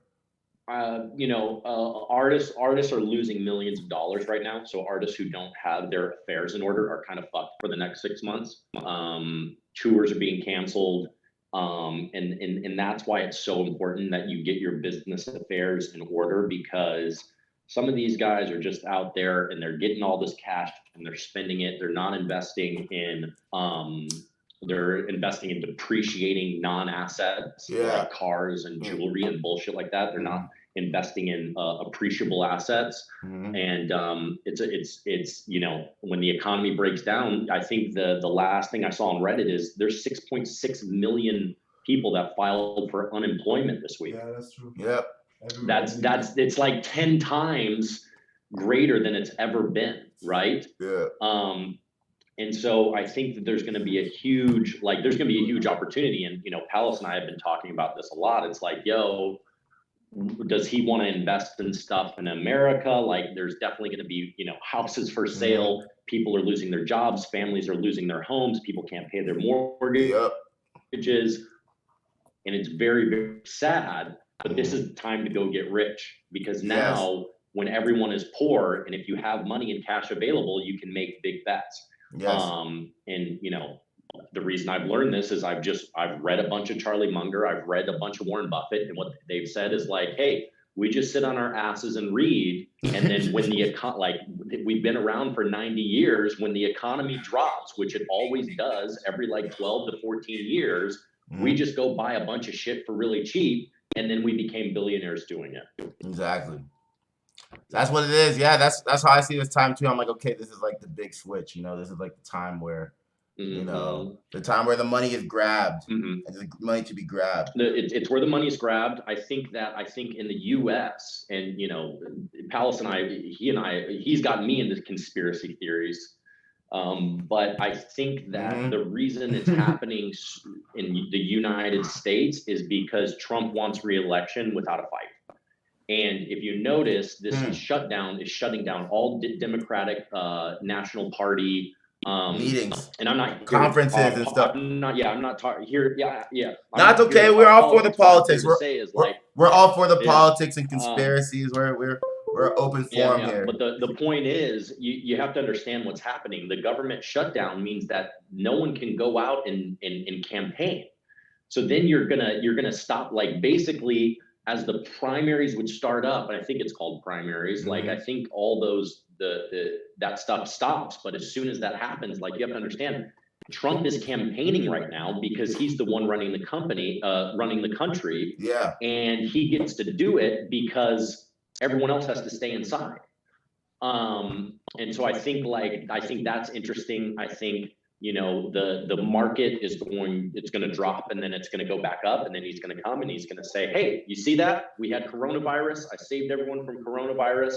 Also, the economy's back. You see that, it was at 6 million unemployed, and now we're back and we're running quick. And usually the incumbent in these type of scenarios always wins. But we saw it happen with George W. Bush. And so, I think that's interesting. I have a, there's a lot of stuff happening in the world. Yeah. And don't let statistics lie to you, but it's like, I think we've only had, Palace, how many deaths have there been worldwide coronavirus? I know that we have 1 million cases and like 80,000 deaths or something. So 1 million. 80,000, Yeah, right? Yeah. So we'll say let's say let's say 80,000 deaths, and a lot of people really hated me for saying this on Twitter, but I was like, you guys realize alcohol kills 88,000 people a year in the United States. And I think this is a good time for all of us to reevaluate everything else that people are dying from, right? Like, definitely stay inside, definitely be safe, but also understand there's a bunch of other things that are preventable that we don't prevent, right? And I think that just tunes you into the system being rigged. And if you don't believe the system is rigged, you're fucking fooling yourself, because this shit is rigged. And that's what you have to really learn how to play, is you have to learn how to play the game the right way in order for you to not be a part of the system. I think the biggest thing that's going to happen in the economy is that the people who are middle class, the middle class is going to get poorer and the rich are going to become richer. There's going to be a huge gap between what middle class and wealthy is. And I think those people are going to live really miserable lives. Usually when you're poor, you're like, you're poor. Like, there's something that's keeping you to be poor. Like, if you're born poor and you stay poor, like, that's your fault, right? Like, I grew up on food stamps, right? If I was still on food stamps right now, that's my fucking fault, right? Real shit. There's just too much information in the world that is out there for you to be stupid and not make money. There's so many ways to make money, especially with the internet and you being able to do it. And people will give you money, and Google is free. Just like, Google is free, and it's like the knowledge of every human being damn, on this 7-8 inch piece of glass that we have in front of us every day. That's very true. Yeah, that's facts. We have all the collective knowledge always accessible to us. We can go on YouTube. Someone can explain to it in a video. We can read it in a Wikipedia entry. We can read people's life stories. We can study how people moved in different things. And I can literally go on the internet, look and see, oh, this is what people are investing in right now. You know what I'm saying? You could jump right in. This is like the ultimate opportunity for anybody who has the time to gather information. And I'm looking at the comments. Some people are saying that's not. Oh yeah, I was wondering when you wanted to get to the comments. No, that's cool. That's cool. Let's get to the comments. Cool. I was wondering when you wanted to get to the comments. Yeah, I was wondering if you were reading it enough. This is perfect. Okay, this is perfect. All right. So they said it's totally not true. Yes, everything is contextual, right? So if you're born with a handicap or something that would disadvantage you, whether that, for instance, my father is dyslexic. He never learned to read or write his entire life. He only learned to read when he was like 56 years old, because he would use an iPhone to do a voice memo and then would type whatever he said, and then he would read that text, and that's how he would send text, and that's how he learned to read. Crazy. Before that, he couldn't read or write. He couldn't read or write at all. Amazing. And so for him, disadvantaged in having dyslexia, or like if you're born with some type of handicap, whether that's physical or something like that, okay, I get it. That's not really true. But if you're born with a decent mind and you're curious, then you shouldn't fucking be poor. You're just probably lazy. Like, that's what it is. You just don't give a shit enough to actually go and do the research. That's and facts. So it's like, that's what it is. For some things you need luck. Go listen to Naval's podcast. You don't need luck. You just need to do fucking research. Like go find out. Like, there's another book called Never Fade Away. And there was a kid that basically, and I forget the guy's name, but over a long enough period of time, if you do the right things and you make the right decisions over a long enough period of time, you will be wealthy. You just have to know how to do it. Yes. Right? Mm-hmm. And so go learn human psychology, go learn microeconomics, go learn fucking math and physics, understand the fundamental principles that have carried smart and wealthy people through the last fucking however 2,000 years or whatever it is. They're all the same, right? The strategies that Sun Tzu puts in The Art of War are the same strategies that are used in corporate development today, right? Exactly. And so yeah, read Jung. Someone's saying read Jung. Definitely, or Jung. I'm saying it wrong, but yes, also I have to him. also recommend. I have to also recommend the Tao Te Ching by Lao Tzu. Oh yes. You know what I'm saying? Phenomenal. I think seeking inner peace is also like a great way to like start finding success in your life. You know what I mean? If you're finding that success, 1000%. I feel like if you feel like success is evading you, the best way to start moving towards that is to first seek inner peace. You know what I'm saying? And first seek absolutely like being calm with yourself. You know what I'm saying? In all circumstances. You know what I mean? You know. 100%. Yeah. And to your point, I believe in this thing called cosmic consciousness. I think we're all one of the same thing. I think that the world, the universe, and everything all started at 0, 0, 0, and then something happened, and that's created everything that we have in front of us. That's why I'm a big proponent of everyone winning. I'm a big proponent of treating people with kindness, and sometimes I'm, not always kind to people. But that's because you don't play fair games with unfair people. That's stupid to do. So if someone's being unfair, like you're gonna get the anger from me. Yeah. However, most of the time pretty much every time, 100% of the time, I want everyone to win. Yeah. I don't care what they think about me. I still want them to win. If you're trying to take food out of my mouth or my family's mouth, then we have a problem. But that's probably for a different conversation. All right. Someone said. So wait. Someone asked. How should the world is run by lizard people? The Earth is. Yeah. Do you think the Earth is flat? What do you think about? All right. So they want to know. They want to know about your vaccines and the Earth is flat. How should what? Vaccines. And then the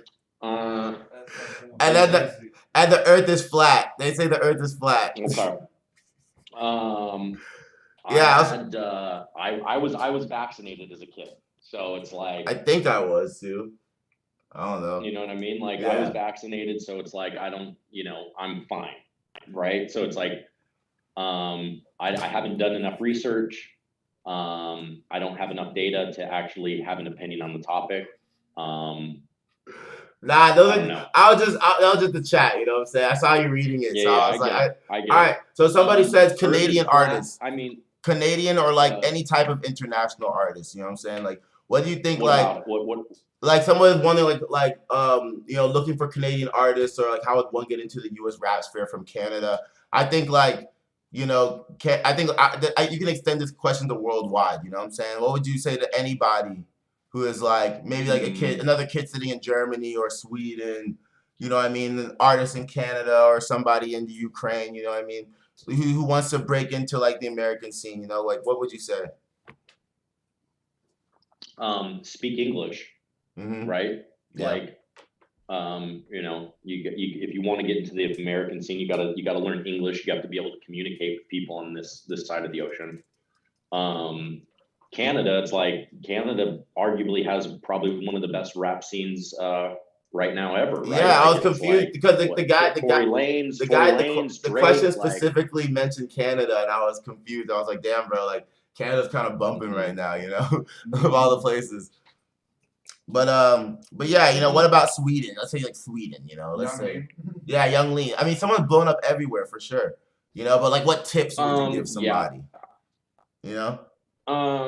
Once again, it's finding your niche. Like and Naval talks about this as well.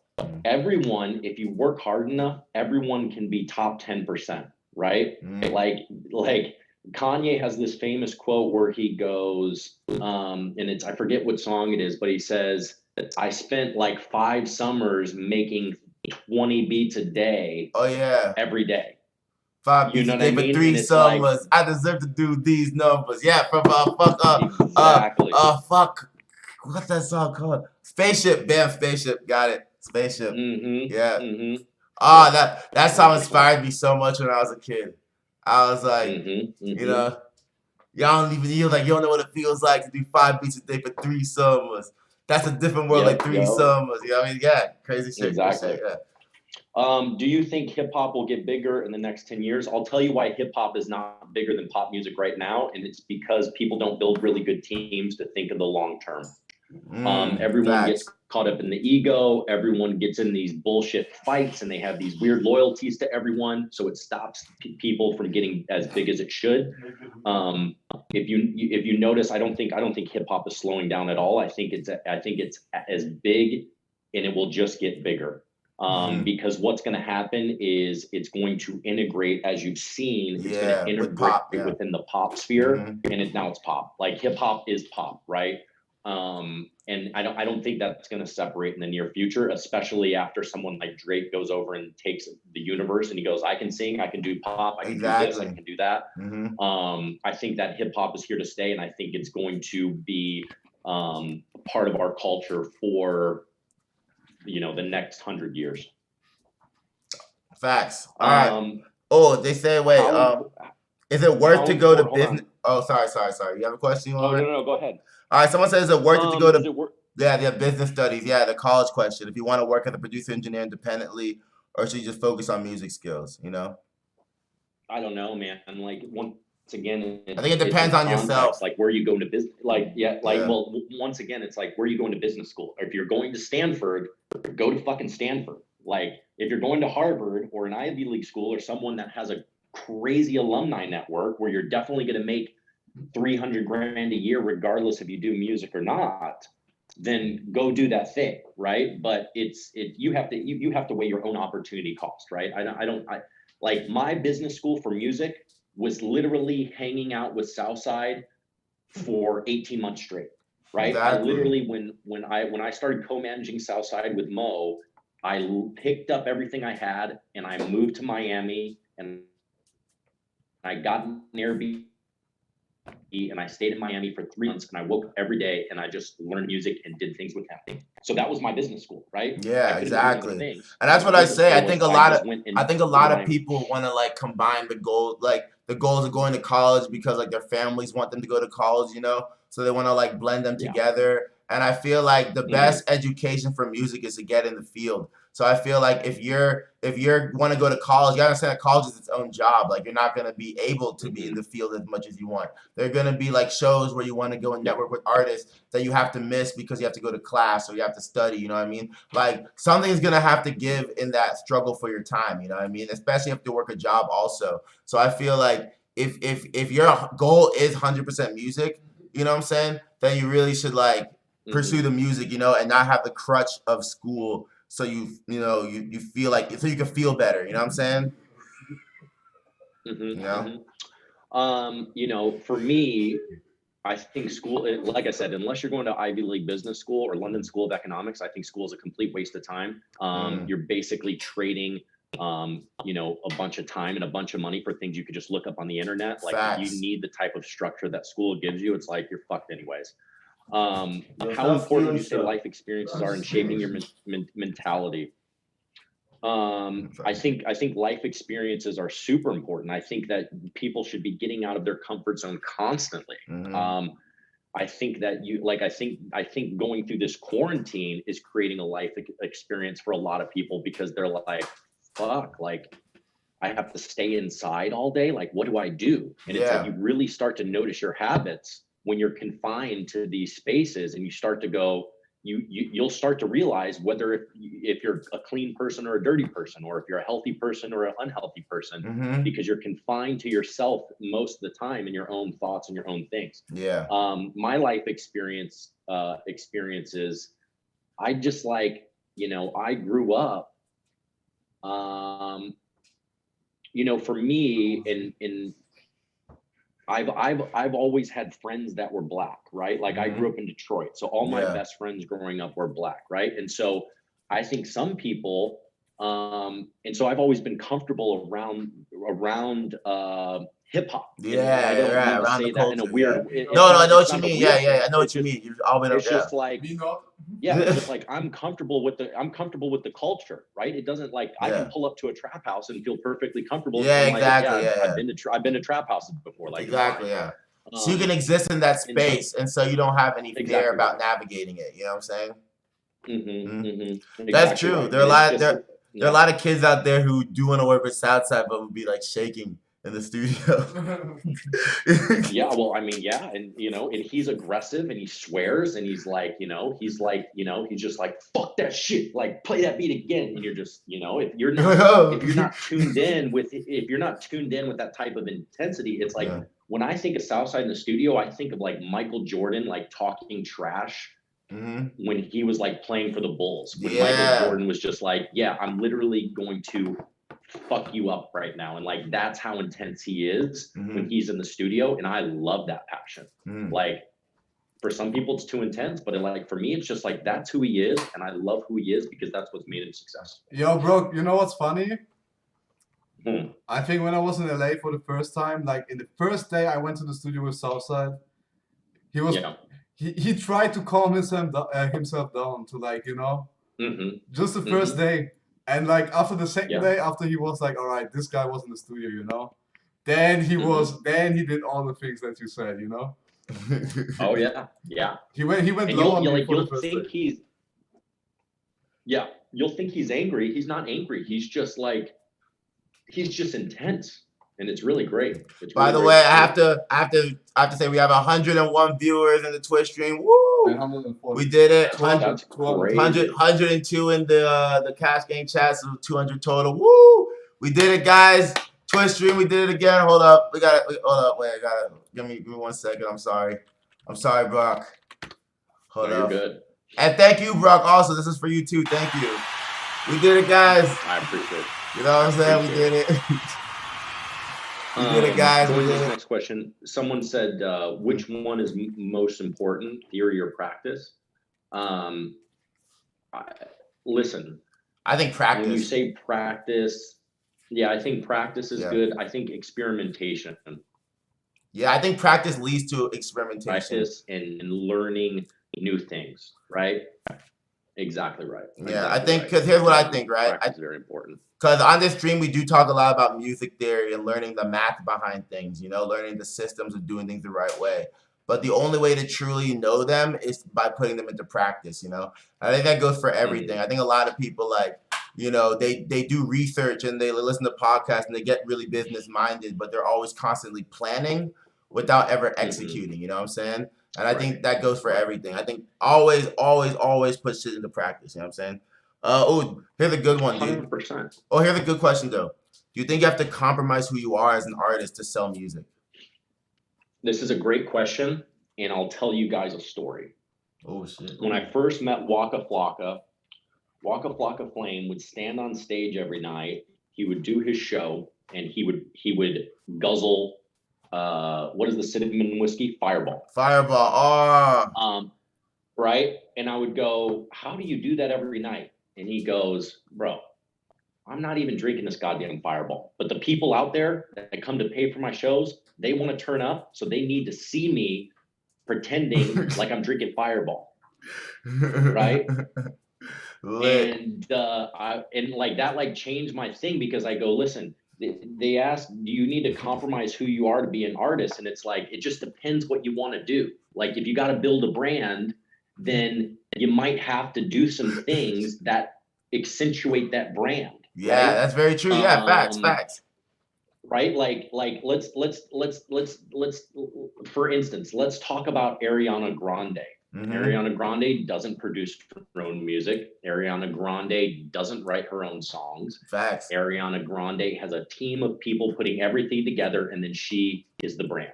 Right? Yeah. That's just like, she's probably beautiful. A different person in real life, but right? But when she is on stage, she has to put a certain thing out to the world.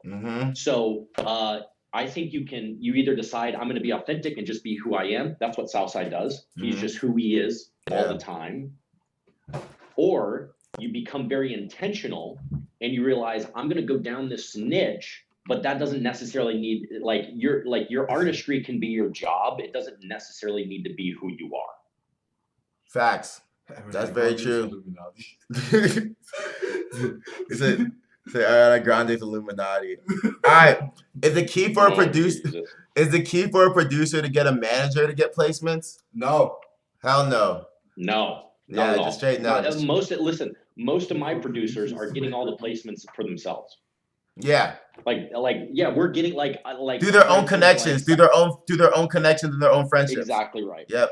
Exactly right. And that's the best way to do it. There's stuff that comes down the pipe, like Pvlace, like you and Pvlace were working on a very big thing that he sent stuff over for me this morning, right? We won't go into it, but it's like, once you people like that are going to reach out to me and it's like, hey, I need you guys to get me something for this person and stuff like that. But the most successful producers are usually placing their own beats themselves.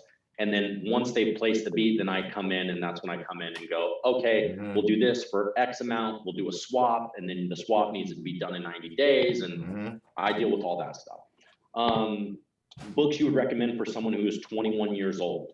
The Alchemist. I mean, read everything you can. Oh, The Alchemist. Read everything you can. The Alchemist. I think for young people, they should start with The Alchemist.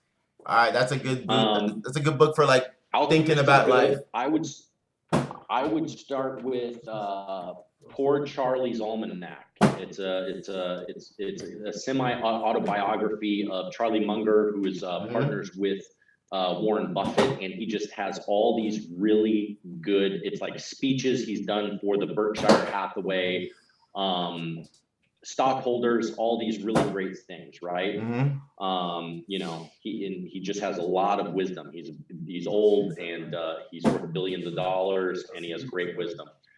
So I would say Poor Charlie's Almanac is a fantastic book to get for someone who's 21. Other books I love Shoe Dog. You can put these up on the screen too. Hold up. Poor Charlie.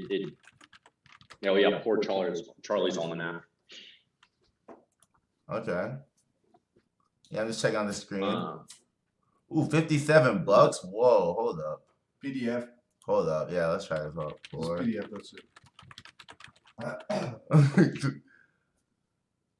Okay, yeah, we got it. Hell yeah, guys, we got it. We got it.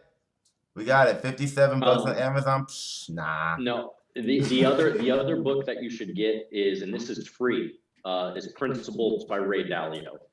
And it's free. It's an app, and you can go through this guy who runs Bridgewater Capital. I think he's worth like $14 or $15 billion. And he just talks about how to make good decisions in life. And what are the principles he used in order to build it's like $100 billion company with Bridgewater Capital. Principles by Ray Dalio. Start there and don't stop reading the rest of your life. Oh, it's called Don't Stop Reading the Rest of Your Life? What's it called? No. It's just okay. Never mind. I thought I had the wrong one. By Ray Dalio, yeah. Yo, bro, send me the ads for the song. Send you the what? Ads. Yeah. I'm gonna send all you guys all the stuff for the Southside release later. All right, I'll send you all the videos and everything as soon as we're done with this. All right, easy book to find, guys. All right. Oh, they said, when is the best time to get a manager? I mean, we broke that down, honestly. When you have stuff to manage. Listen. Yeah. When you have stuff to manage, and when a manager comes to you. Get a man. Like, I went to Pvlace and I was like, Pvlace, who's managing you? He's like, no one. I was like, can I do it? And he's like, yep. So, when managers are coming to you, then you know you're doing something right. Oh, yeah. Let's see. Wait. Hold up. I'm just seeing. They said, was hanging out with Southside bad for your health?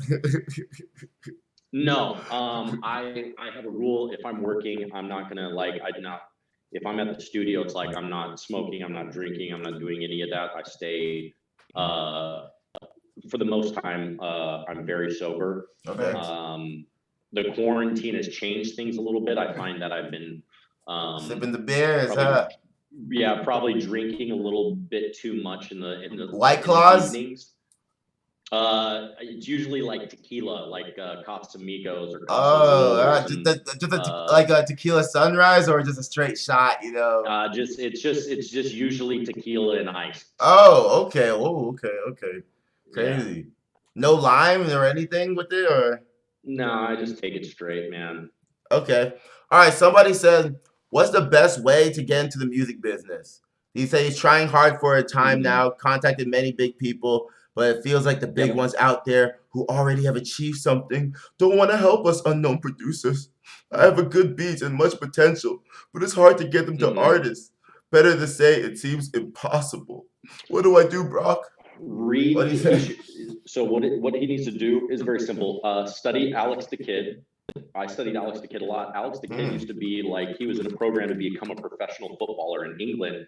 Decided he wanted to go in music. He was injured, started getting an NFL studio. He got an internship in America. He basically worked for free. And then by doing that, he got into Interscope. And then when he got into Interscope, he started making all these connections and then giving people beats. And then that's how he blew up, right? Is like he actually got a job at a label as an intern and then started seeding his beats all around to these different places. So if I was to do this over again and I started over, like that's what I would do. I wouldn't spend any money on college. I would go work for free for someone and use the money that I would have spent on college to work for free and work with someone who's powerful and that can connect you to other people. That's really what you want to do.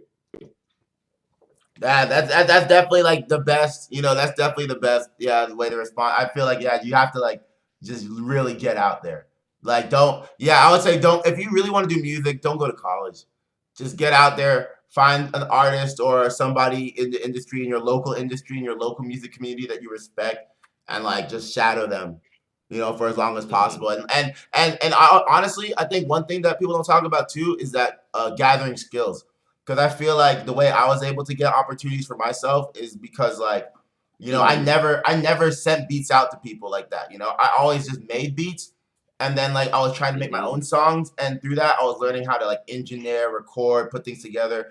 And so whenever I met other artists, stuff like that, I had skills to offer. You know, I could like record their songs for them, or I could make beats for them. You know, like it wasn't always about like, it wasn't like, oh, I'm a rapper, you're a rapper. It's like, oh, like, hey, I can do these things. You know. And so in any situation where I had an opportunity to work with people musically, I could always fulfill a role, you know? Like when it came, like early on when it came to engineering, I could be engineering, and that's how I started getting into the German music industry, you know? And then when people saw I could also produce and engineer, you know, then it's like, oh, help on this beat, help on this, you know? And then you just, like sometimes people will just like text me and be like, yo, what's the key for this song, you know? And just send me a snippet and I tell them the key, you know? And those are just little things that I did, you know, like along the way. Bro. Sorry, bro. Bro. You see this guy? He doesn't respect. This guy has no respect. All right, for the channel. What happened? No, I'm just kidding. He sprayed some stuff. All right, yo. But basically, though, I'm saying that like you have to acquire skills, because I feel like when you acquire skills, like you're always ready to fulfill a role, you know, and be there. You know what I'm saying? Yep. Oh, people say, how do you feel about producers jumping on waves? You know. Let me answer this. If you go back 10 years, what would you change? Okay. I wouldn't have gotten married young. Get married late in life. I got married young, went through divorce. That's terrible. So. See, yeah, that's funny. That's actually a theme. That's actually a theme here because you know, the stream started while I was going through a breakup. You know. And I was like, yo, like, I was like 4 years, yo. No simping, exactly. They're saying in the chat, no simping. You know what I'm saying? Don't get married young, guys. You know what I'm saying? Don't get married young. Real advice. Real advice. How do you feel about producers hopping in certain ways? Listen, once again, it's all context. Like whatever gets you to be what you need to become, it's like, would you say Southside hopped on a wave? Like, did Lex Luger create a wave that Southside perfected? Like, I don't know. It's just like you want to be the best at whatever you're doing, and I think that should be the intention.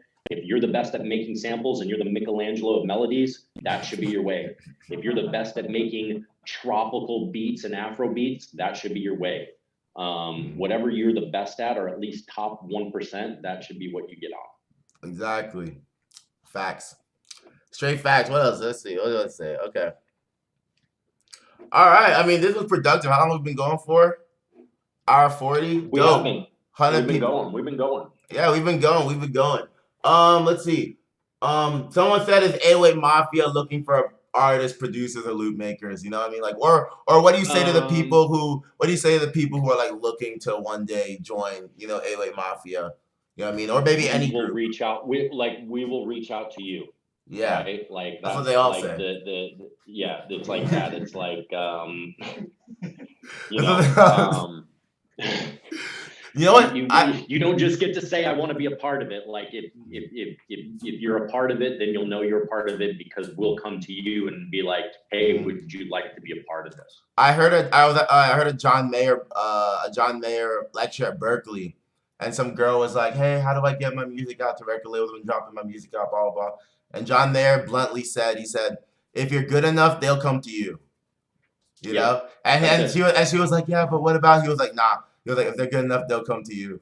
You know what I mean? And that was that. And I heard that when that was like years ago, but always stuck with me as like the rule of thumb when you're seeking, when you're seeking that kind of like structure behind your music, you have to build it yourself. You know what I'm saying? Before anyone will come behind it, Absolutely. It's like it's in sports, it's everything, right? If you're good enough, people will find you. And that's the truth of it. Let's see. Have you ever seen record labels blackball or have an agenda against certain artists? Yes. Ooh, that's a good one. Don't fuck people over. Just like try to make it win-win at all times, right? Also, once again, going back to the conversation, don't play unfair game. Don't play fair games with unfair people. Let's see. Is open YouTube. All right, guys, I have to get on this Apple Beats interview with Southside, but like, let's do this again. Okay, yes. Let's do this again soon. Guys, everybody, thank Brock for coming through. Thank you. Hour 40 minutes. That was dope. All right, maybe next time we can get you for the beat review. Get you in the Minecraft server. You know what I'm saying? Build a dope house. All right. Brock, thank you so much for coming, Brock. Thank you, guys. Make sure to follow Brock LUKER over at Instagram. All right, he gave you guys a bunch of information. I hope this was helpful, guys. I feel like we answered everybody who really had a deep question. I feel like people really had their questions answered. So thank you so much. Maybe next time we do music review, you know what I'm saying? And maybe Brock will drop a dope freestyle. Follow him over here on Instagram, And yeah, thank you so much for coming, dude. Thank you so much for supporting the stream, dude. Should I give you guys should I play the song that's gonna drop tonight? Oh hell yeah. Yeah, let's give him a preview or something. Woo! Hey, what? Come on, you know what time it is. Come on. It is GUNBOI TV, guys. One second. I don't know what time.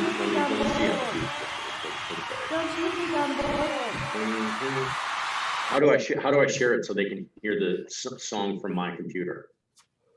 Oh, you just have to click share your screen. All right. Yeah, on the Zoom app. Just click share your screen. But hide anything you want to hide. Yeah. Hold on, let me do this really quick. Take that out. Don't shoot me, GUNBOI. This and while we're setting this up, guys, by the way, I have a new loop kit releasing on Friday. Let me play the preview for you guys. Right here, the Sanitatum loop kit is right here. Oh. You know what I'm saying? The pre-order comes with. Don't shoot me, GUNBOI. You know what I'm saying? Don't leak these fire loops over here. The shop is in the bottom right there at the Twitch bio, at the Twitch page. You can go right down. You can get the pre-order right here. You get 10 midis with the pre-order right here. Sanitatum. It's 17 loops, handcrafted by these hands. Okay, I took these and made Don't these shoot me, myself. GUNBOI. What's going on? Leaving. Just for you guys. All right, you're leaving? Yeah, so Okay. Yeah, guys. So check that shit out. Sellfy.com. All right. Wait, you want to hear this song? Want to hear this song? I heard it. Oh, you heard it already? Okay, let's check this out. He's heard it. Okay. All right, you ready? Hold on. I gotta do this. Hold on. I gotta allow Zoom to share my screen. So Peace out, guys. Brock, just text me later. Bye-bye. All right. Bye. I won't have to do it. I gotta quit first. So let's just I'll just send. You know what I'm gonna do? I'm gonna send you the link. I'm gonna send you guys the link, and then you guys can. I'll put it in the chat, and you guys can just Wait. Send it to me, and I'll play it. Don't put it in the chat. Put it in our chat. Put it in our chat, but don't put it in the chat. Just email it to me because I don't want people. No. I'm gonna send you. No, I'm gonna send you the. I'm just gonna send you the saved link. Okay, dope, perfect. And then yeah. So hold on. 1 second. We're not leaking it. Let's see if we can find it. No. Oh, Jesus. Yo, the command for the stuff is store. Yeah.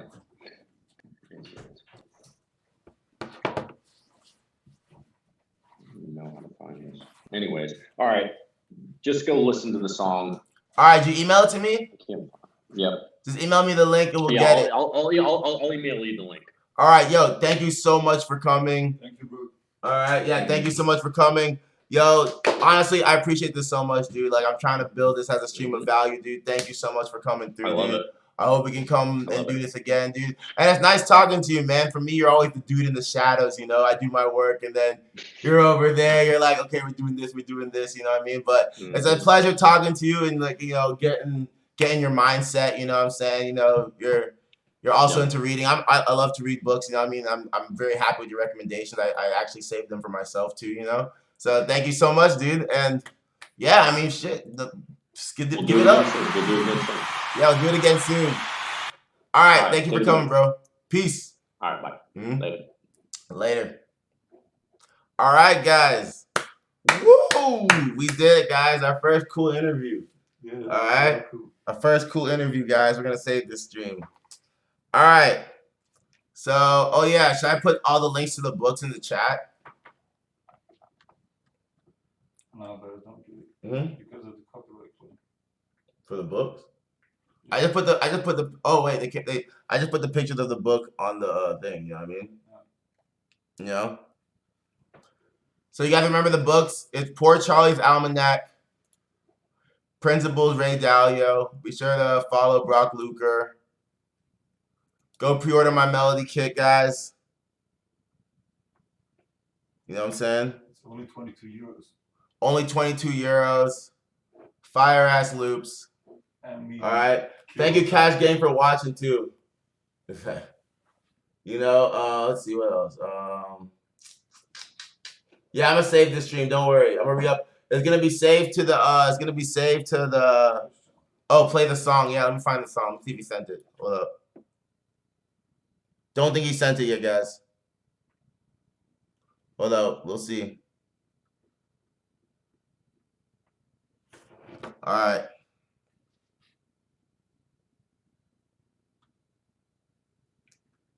Thanks so much, and please send the song.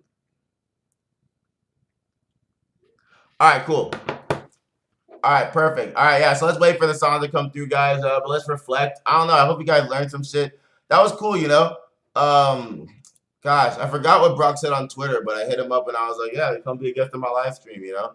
And it got a lot of likes, and then, you know, we made it happen, you know. We fucking did it, guys. Like, look at that. We're growing into something. You know what I'm saying? Like, we're growing into something slowly but surely. It's kind of cool. You know what I'm saying? But did you show the link? What link? To the track. No, I didn't. I don't have the track yet. Southside is next. Maybe one day we can get Southside. Maybe, who knows? Who knows? We never know. You know what I'm saying? Is popping. They gotta help you to reach that. Yeah. You know, who knows? You know what I'm saying? But, you know, I'm just happy that y'all are here and we're enjoying the journey together. We got 100 people in here right now, you know what I'm saying? Would you guys mind if I played an ad real quick?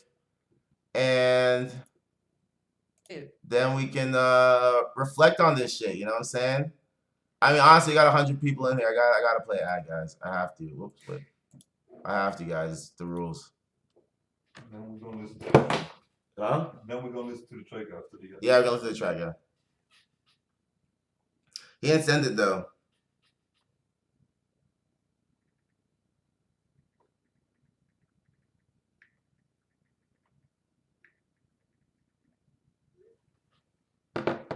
Are you sure that you are showing an ad? Because I can't see nothing. Are you a mod? Yeah. Yeah, you don't see ads. Mods don't see ads, right? Yeah. It's ad time. Sorry, guys. Woo. I watch every time you go live. Yo, thank you. Yo, everybody in the Cash Gang chat, please follow me, Twitch TV at GUNBOI. You know what I'm saying? Yeah, they want me to put the link for the book. Oh, in the Discord. Yeah, okay. Yeah, for sure. Hell yeah. That's what the Discord's for. Oh, yeah.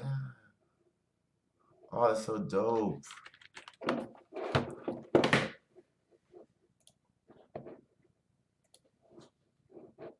Yeah, I'm putting the links in the Discord.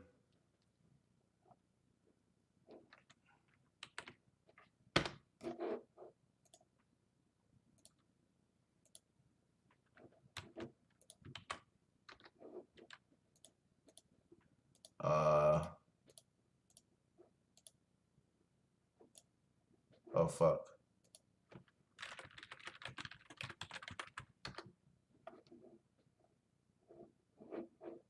Hold up. There's another book.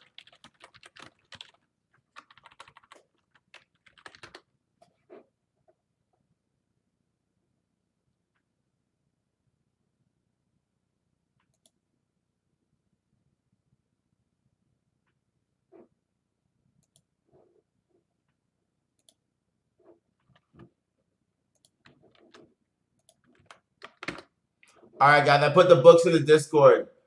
All right, guys. I put the books in the Discord. Maybe the chat. Yeah, I put all the books in the Discord. So if you guys join my Discord, you can find all the books he recommended. I also text him and see if he can send me some more because I didn't save every book he said. So I'm gonna get some other stuff. Let's see what else. Yeah, guys, so join the Discord if you want to get the list of the books that he listed. You know, it's cool that you guys are interested in that kind of self-development. You know, I was a little worried like when he was going into like more business and self-development and stuff. I was like, oh, like I hope like they're okay with this. You know, because really was hella interesting. yeah, that's cool. That's cool because I was just I also wanted to keep it about music, but like he was going into some good stuff. You know, so I was like, hey, like let's keep it here. You know, I was like whatever, but like. That was like, yeah, that was my first interview. It's also important to work on your mindset every day. Yeah, exactly. Yeah. We got a woke group here. That's fucking dope. You know what I'm saying? Like, for real. Thank y'all for watching. That was fucking fire. We've been going for an hour, 56 minutes. All right, guys. I'm gonna end this stream so we save this stream. And, yeah, so we can save this stream as, like, its thing. You know what I'm saying? This stream could be, like, the Brock interview. And it's also, like, our first interview. I'm gonna end it here before 2 hours. So, like, you know. Oh, I want to put the song in. The song needs to be with it, actually. We should wait for the song so the song is part of like the whole video. You know what I'm saying? So like people can remember. You know what I'm saying? But he hasn't sent it to me yet. No. Or maybe we don't get the song, guys. It's like that sometimes. Sometimes things don't work out. Let me see. Oh, I don't see it. Is it spam? I don't see it. I don't see it, guys. Oh. It's a new Southside single, guys. I would love to premiere it here. My heart burns. Okay, we can't get everything we want. R2R, if you're recording the stream, send it to me. I want to put it on my YouTube channel. And it can also be on the Cash Game channel if they want to keep it there, but I want to put it on my YouTube channel. Is that cool, R2R?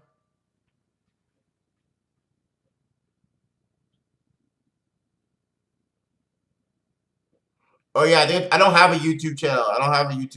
I should make my own YouTube channel eventually, but right now we're just streaming on the Cash Game channel. Yeah, so it'll be on the Cash Game channel. Fuck it. It'll be on my Twitch. I'm also gonna save it. Maybe we'll put it on YouTube. The song hasn't come, guys. I'm waiting for the song, but it's not here. I'm sorry, guys.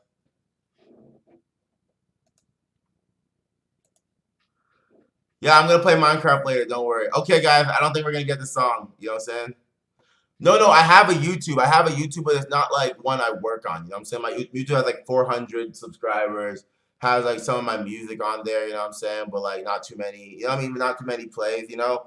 But I do want to start building the YouTube channel and like re-uploading some of the content from here on that channel. You know what I'm saying? So R2R, if you can, rip the video, and because I want to cut it into sections. That's the goal here. All right, but like, yeah, it doesn't seem like we're getting the song. Let's end it right here so we can keep the video. But thank you guys so much. That was our first interview. We did it. I'm going to come back and we're going to keep the stream going. All right, yeah, we're going to keep the stream going and do a cook-up or maybe music review. We'll see. All right. But yeah.